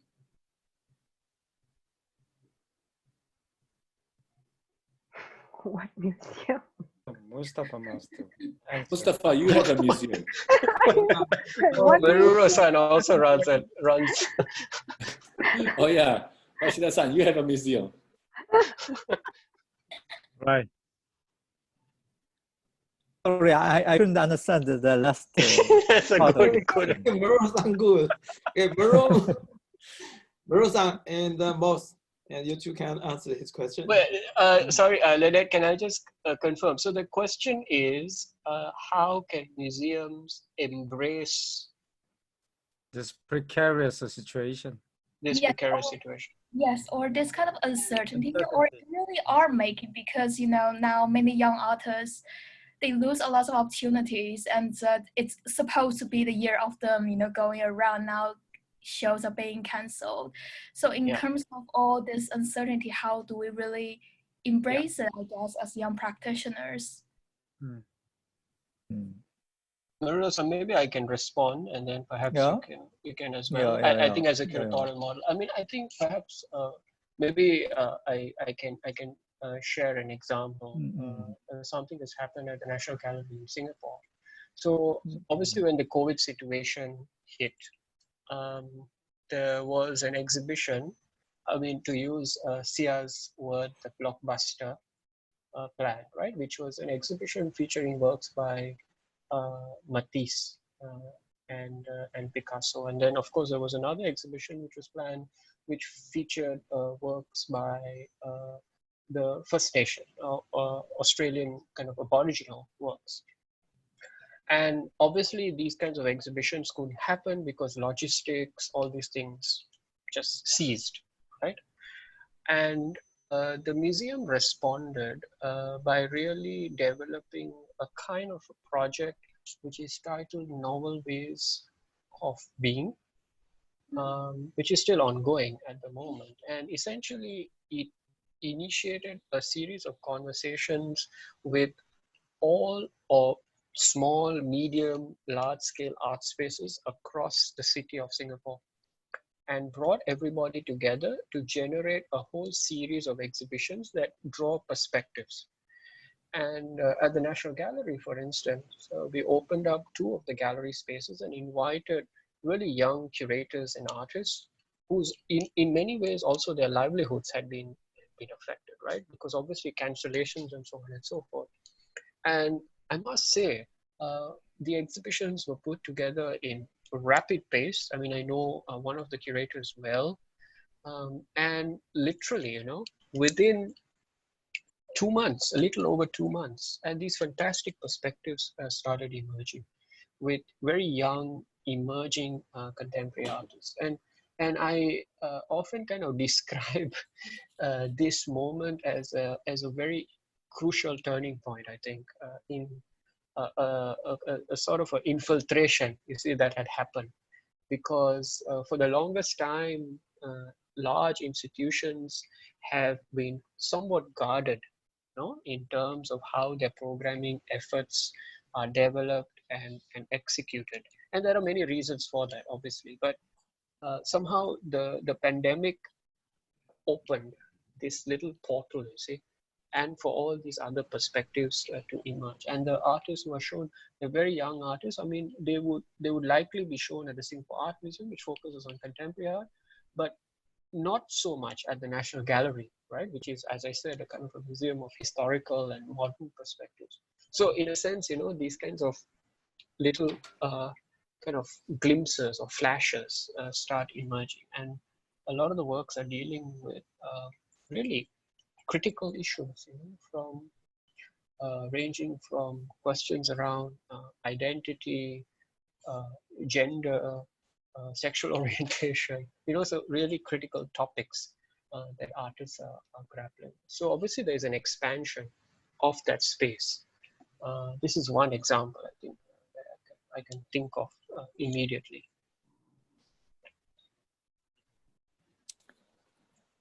Yeah, in a very old days, like for example, like 19th century, when the museums started, making artworks and showing artworks was separated. But it gets closer and closer, and making artworks and showing artworks is getting the same thing. So the artist travels from one exhibition to another exhibition for making artworks and showing them. But now, because of the pandemic situation, I thought that I had the impression that the making artwork and making exhibition, it's separating again. and for example, it is true that the many young artists lost the chance to show their artwork in the exhibition. But for example, when I do the jury of some competition of artworks, the number of the apply is more than the last year, for example. And also some artists who stays in the artist residence institution spends a lot of time for creating artwork, not for showing them in the exhibition. So it is another how can I say that it's a situation, or so the situation changes, but but there's also another way for making artworks, I believe. Thank you. That's very helpful. I can also share with you as my observation from the Jim Thompson Art Center that they're trying to do. As I heard from Kritia, the artistic director, that because now not only the financial crisis that's happening, but they're also doing the renovation of the space. So what they are doing to trying to adjust themselves is creating this cultural roots around Jim Thompson, like connecting with people in the community more, like in the back of the Jim Thompson small street, there's like a canal, and across that canal is a community of people doing the silk weaving. So if they can do this kind of cultural roots, they can make like more money of working together between the art center, the Jim Thompson house, where is a very popular touristic place. There's a museum there. So going to the silk weaving old place, like the Muslim kind of community, and also go back to the Bangkok Art and Culture Center, something like that. Like, instead of working alone, I think they've been planning. I'm not sure about the plan, but I can capture the idea of trying to expand of their working together with community. And another one is just recently, about 2-3 weeks, I met Eric Booth, who runs my contemporary art center in Chiang Mai, and he's also struggling with having the audience to come to the exhibition at his museum or so. So we were talking about why don't you just bring the community to the museum and then have them enjoy something together with the audience, or show something in front of the audience. For instance, I asked, because as I have worked with the Southern people so much, that I see that this group of people who play skateboard around town can can bring some action to the town. So I was seeing some other groups of skateboarding kids around town in Chiang Mai also. So I just talked to him, like, maybe you can ask them to come performance, or you even can ask them to do some event in front of the museum, and then play something with them, creating more projects with them, to invite more audience to come. I mean, local audience, of course, because foreign travelers cannot enter Thailand as easy anymore. So bringing back the local audience is the only way that we can manage with this, 3 years ahead of from now. That's what and I think he liked that idea, bringing community to get involved. Right. I know exactly what Pooh is talking about because I'm the artist who was invited to create the Jim Thompson Insight, and I was the first artist to be cancelled. Well, with all seriousness, they're building a new art center, and all the space inside was was my project. But I think it makes sense to cancel me because you know, it makes sense for them to look in what is existing there and who can they work with, instead of having, of course, I would have done a beautiful research, and I did a beautiful research, in-depth research. I'm sure. But, I'm sure. Yes, of course. But of course, it. I think, yeah, I'm absolutely not sad. I mean, I'm sad because I love the art center and I love Bangkok. But I completely, fully understand both Kriti and the foundation. And to have said, maybe at this moment we should look rather from somebody who is anyway here and here and here. Maybe we should really go back to the basic, let's say, or to the locality, and come up with a different way of let's say filling inside the space. Yeah. So I think that's a reality as well. Yeah.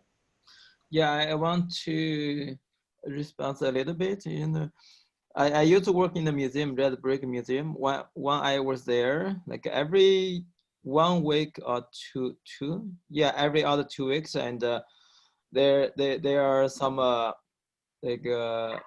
European galleries that they come to visit the museum to meet me, and because they want to introduce their artists to have an exhibition in China. Yeah, also like Olaf Eliasson, before I live in museum, I have done all the like conversation with Olaf and all the plans, all the budgets. So so while I was in the museum, I tried to persuade the owner to do some every year, maybe like 1 in 4 for the young artist show. But you know, for the museum, the owner also wants to make the big show. Like I also want to make you know, some artists already have the reputation. It's easy to attract the visitors.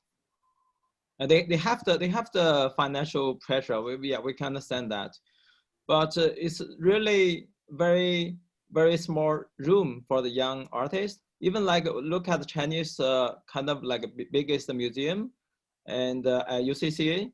UCCA used to do the young artist project every year, but recently, because they already sold the museum to another, I don't know, like a financial, like VC, like the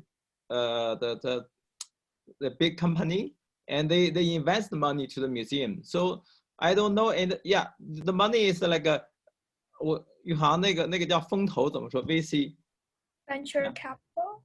Yeah. They sell the museum. They sold the museum to the VC, and so that means they need to get money back in return. So that's why, like from 2 years ago, when UCT sold out, and they have to make the big exhibition, and so that's why they made the easiest way to make a show, like how say the artist 那个上一个展览什么来着？就最大的，哎呦。And so they just brought the works from they just brought the work from one foundation, one museum. So easily just shape the work to Beijing, and they have big show, and they have and then they have a big ticket income. So so that's why I don't think also during the pandemic and all the museums have much more financial pressure. I don't think they leave much space to the young artists, also young curators.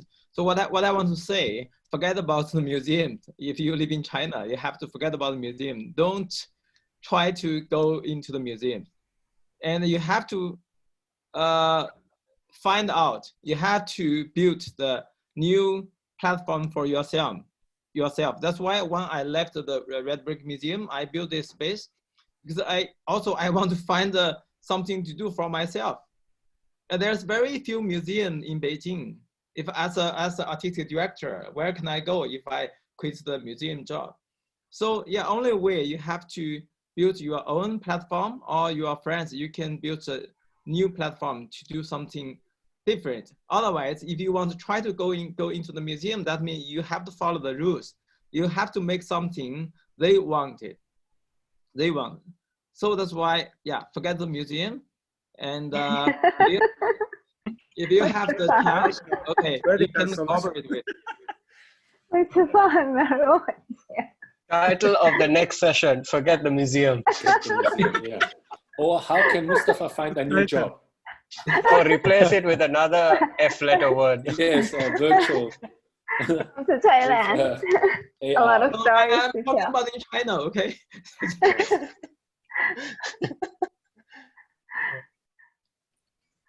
because you know, the Western galleries, like I met all the galleries, like yeah, so many famous galleries, like in the White Cube galleries, and also the SM Kiefer. We went to Red Brick. We have a private dinner, but it's not public, and nobody know Kiefer was in Red Brick. So we have the dinner, talk about the show, and so and now everybody knows. Oh, everybody knows. Okay, fine. So, and also the big artists, even they come to the Red Brick, they just, yeah, they know, yeah, I'm an artistic director. I know how to persuade the owner. So they just, they sometimes say, yeah, we don't want to meet your owner. We want to meet you. And we just talk about the plan. So they kind of like in the dealer, they want to sell the exhibition to China. Yeah, I think we have another question. Yeah. Yeah. Yeah, please go ahead. Yanguo, please. Is that Zhou Yan? Please go ahead. Hi everyone. I found Xiasun was very interesting and kind of striking for me. He said that forget museum, but it's kind of some reality there. I don't know if you guys have noticed. About 2 months ago, there's a report that about 40% museum or art institutions in the States, in the USA, have to shut down, close permanently. So I think this COVID issue and also like a global political situation have already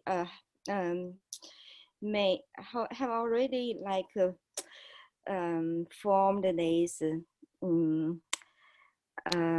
hard to take change. And in China, now obviously, as Xia said, I think it's forget museum might be a reality and probably the direction, because the museum is really like an entertainment business right now, especially I think in China, and also in many places in large cultural institution museums over the world, in North America as well. It's like a business. It meant for making money. But the difference is here is that in North America, probably also in Europe, here you have a society, you have a government, you have a social space that had that demand for museums and kind of a museum life. And also usually these institutions, especially large ones, they have their huge collections.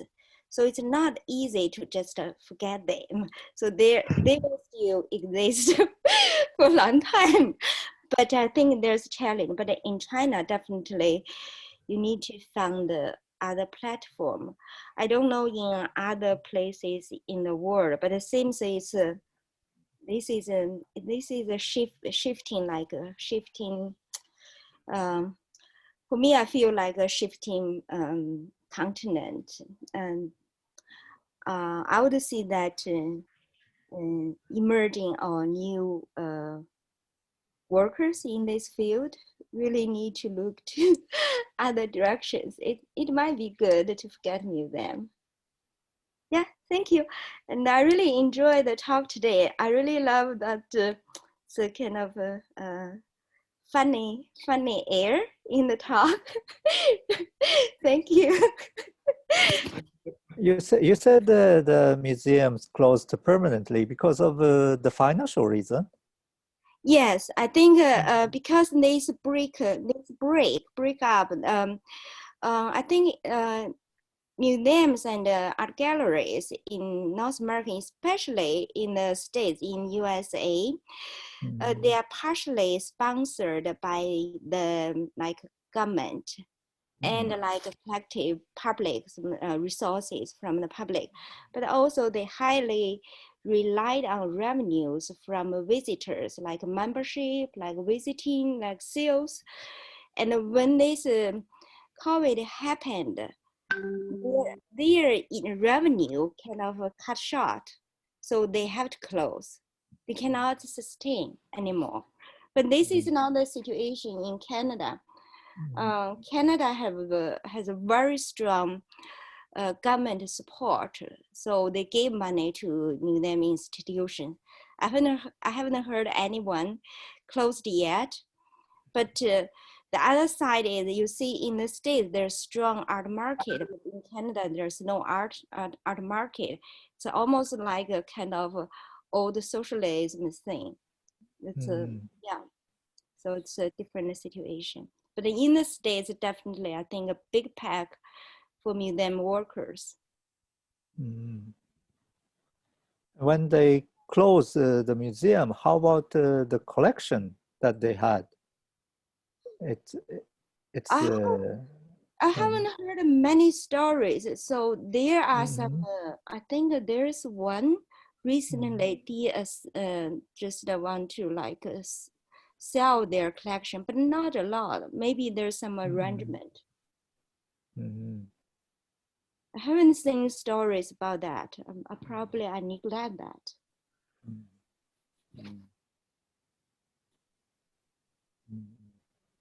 Well, I don't share any tear for any museum that is being closed, because it reflects the problem of both what the position of the museum is, and also the problem of what the position of culture and art is in most countries. It's you know, and I'm from a place where the whole tourism, or the whole more than half the country, or the whole country, lives off of an art and culture tourism.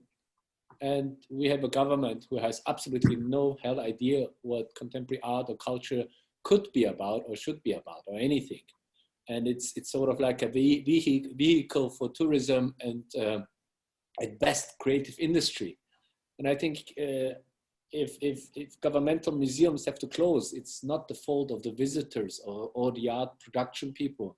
I think it's really more to blame to think of what these spaces mean to any government. And if they see it unnecessary, well, they should close it. I absolutely don't, yeah. Of course, we all lose jobs and everything, but it already, I think the COVID situation just enhances what is already underneath all this, what's going on, existing. It just enhances the problem that is so obvious.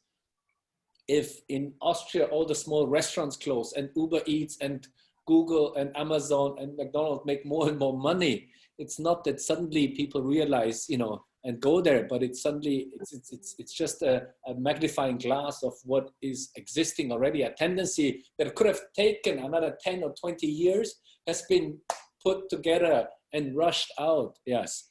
And just, I mean, I've been teaching in many universities. Every year, 1,000 artists are coming out, 1,000. Every damn university has an art school, a curatorial program and everything. And I wonder, where should these people all go? How are they going to make money? The government isn't, there is no government on earth that is putting more money into culture in the last 5 to 10 years. I mean, maybe a few there are, but basically not. But there are more and more museums. Who's going to fund them? And 1,000 artists. We are becoming part of this huge commodity production, which is called art, contemporary art. Completely unnecessary, absolutely worthless, really. completely shut down half of the museums, shut down half of the universities that are teaching art students and lying to them, basically. We're teaching these 1,000 art students, and in a year they have no jobs, nothing, no future. They go back to the 7-Eleven, have spent money on Goldsmith or whatever, all these things, completely unnecessary. I've met so many of these curators from Royal College, Goldsmith, whatever, London schools. They fly to China and they need students because they have this industry to feed to. They have to feed their universities because this, it's completely, yeah, they fly to China and try to get as many students as possible, put them in this machinery, and so the machinery gets feeded. Yeah, completely unnecessary. Yeah, so we arrived at the kind of restructuring moment, you know, as I totally agree, like what Jun Yang said, is we arrived at the kind of restructuring moment. It doesn't mean actually the end of capitalism. You know, the old paradigm, such as, you know, the modern university system and the modern museum system and many things will, you know, disappear sooner or later. But the thing is that it doesn't mean that actually the austerity policy is justified by this kind of pandemic. You know, fucking rich people earning money, you know? Yeah. Actually, in Korea, actually the stock market is actually burning now. Yeah. But actually the, you know, museum closed down, you know, actually the bookshop is closed down, but the fucking, you know, the stock market goes higher and higher.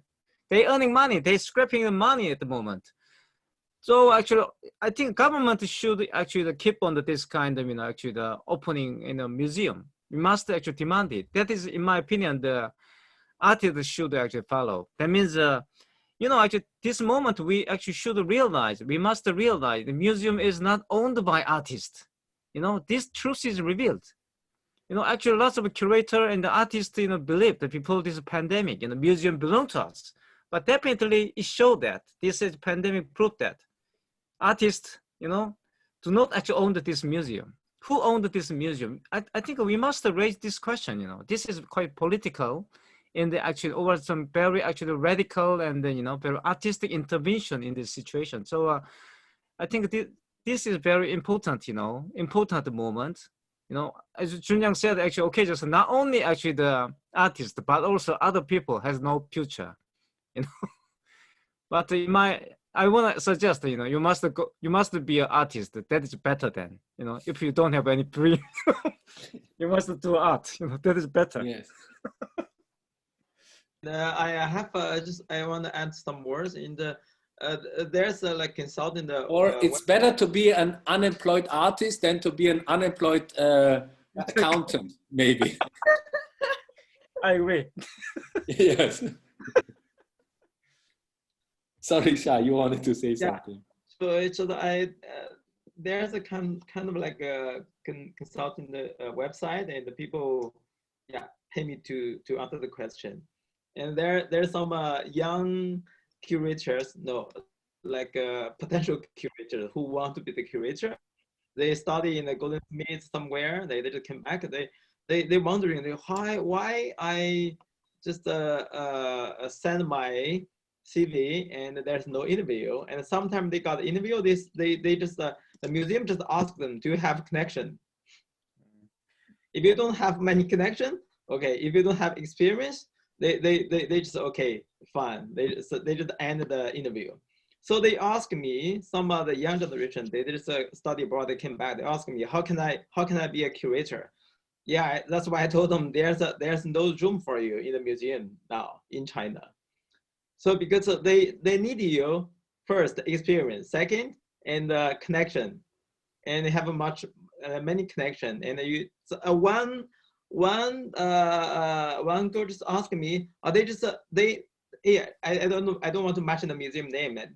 She went to the museum to have the interview, and the HR, they just asked her, do you know someone? The director of the museum? She said no. Okay, you don't know? Okay, done. So that's why they just wondering, how can I be a curator in China? So I told them, okay, you have to go back home and to curate the exhibition in your kitchen first, in the coffee shop, in your neighborhood, and forget about the museum. Good point. I just, sorry, I just don't know why you gentlemen hate Goldsmith so much. I just helped my friend on her application to Goldsmith. Yeah. I know. Yeah, so I just checked the personal statement a moment ago, and yeah. But anyway, I have a question, half question, half comments on this great institutional critique. I have a feeling that could that or could we elaborate on that to connect that to Jun's work, for example, the upcoming exhibition, as well as this the previous work, the work he just introduced, the child book about the Chinese emperor and the eyes, because it reminded me of the story by another by Austrian novelist Franz Kafka. He have a story. I guess you guys heard his work before, like about what's the name? The moment when the Great Chinese War built. In that story, the story is about basically is about the empire's order to build the Great Wall in China has never been really realized, and people have to imagine. I mean, those people in province have to imagine what the Great Wall will be like, and those kind of measurements, those kind of scales and categorical things are very, very disparaged, and the thing are never realized in a totality. And because in that story, Kafka wrote, because people have to do whatever they do by their imagination, but the imagination are so poor, so they cannot, the result is very bleak and sarcastic. I have a feeling that could be related to Jun's your eyes book about it's also about an emperor, his desire to the eyes, but basically it's end up you did the eyes in a park, and it melted down and there's nothing left, and basically speaking about the museum situation, like, because as you guys say, the Forgettable Museum is still kind of, I have a feeling that there's a kind of totality of imagination consisting, everything over there, maybe a desire of an emperor or a kind of some kind of over imagination in even that could be kind of already organizing certain institution, but it's still kind of very poor imagination. And when that hits the ground, when that hits a wall, and it ends up like that, and nobody nobody really know what's going to be next. And is that possible, or kind of profitable connection? I don't know.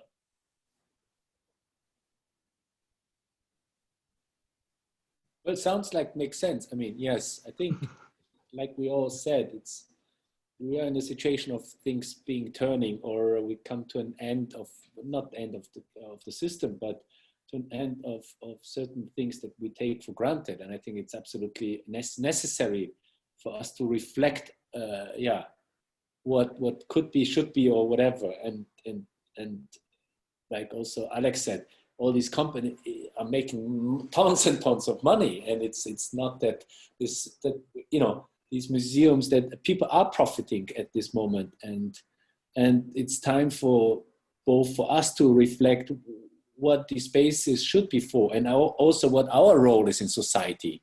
What is our role really in this whole equation? And are we henchmen of feeding these people and these systems more and more? And have we been quite naive for all the time? And are we still naive to a certain amount? Mm-hmm. Thank you. So Sha, you should use your good connections and help us, for Christ's sake. Okay, all my connections. Finally, I know somebody with good connections. Key to success. Yeah, due to knowing the owners of museums. Jesus Christ, all these years you did not tell me. I would have had a secret dinner with you. Yeah, I have met a lot of like famous artists and galleries. Yes, I can feel the money behind you showering down. Yes. But I hate to do this, but it has been 2.5 hours of fantastic conversations. But I just want to thank Jun for being game and exploring this with us, right? With all the laughter, I suppose, but I think at the end of the day, it is serious stuff. I think this is what matters, because it's not just livelihoods. I think it's I think, as Alex has also rightly reminded us, it's existential, you know, and ontological, I suppose, at so many levels, right? The very fundamental systems, right, that we have created and thought were precious and were guiding us, in fact, proving to be a lot more complex than we had assumed, naively, I suppose, to borrow a word from June. Yeah, sorry, Sia. Any last words? Yeah, I am fine. And questions? Yeah. If we all good, so that's basically today's session. So I guess I already showed this picture several times, but still I like to do once more time. Just let me briefly introduce the Asian talk panel, Asian Curator panel talk. Sorry, I just missed the thing. Okay, it's a monthly, as you see today, it's a monthly panel discussion project aiming to share works, ideas, thoughts with Asian-based curator and our practitioners during the pandemic time. And yeah, that's be the format will be very flexible. Yeah, so please check out our website and social media pages for more information. So Xia, so do we confirm that for next time we're going to have 100? Is that is that the case? And I just talked to Hanju, and probably next 15th, and Hanju, curator and the deputy director from Sanja Art Center, and she will give a lecture next month, and probably on the 15th or that week. Okay, I see. So we will see how the thing pan out. Okay, thank you everyone. Thank you for tonight, and especially thank our panelists. Thank you, Jun. Thank you, thank you, Jun. It was a pleasure to see you. Miss you all, and hope to see you soon.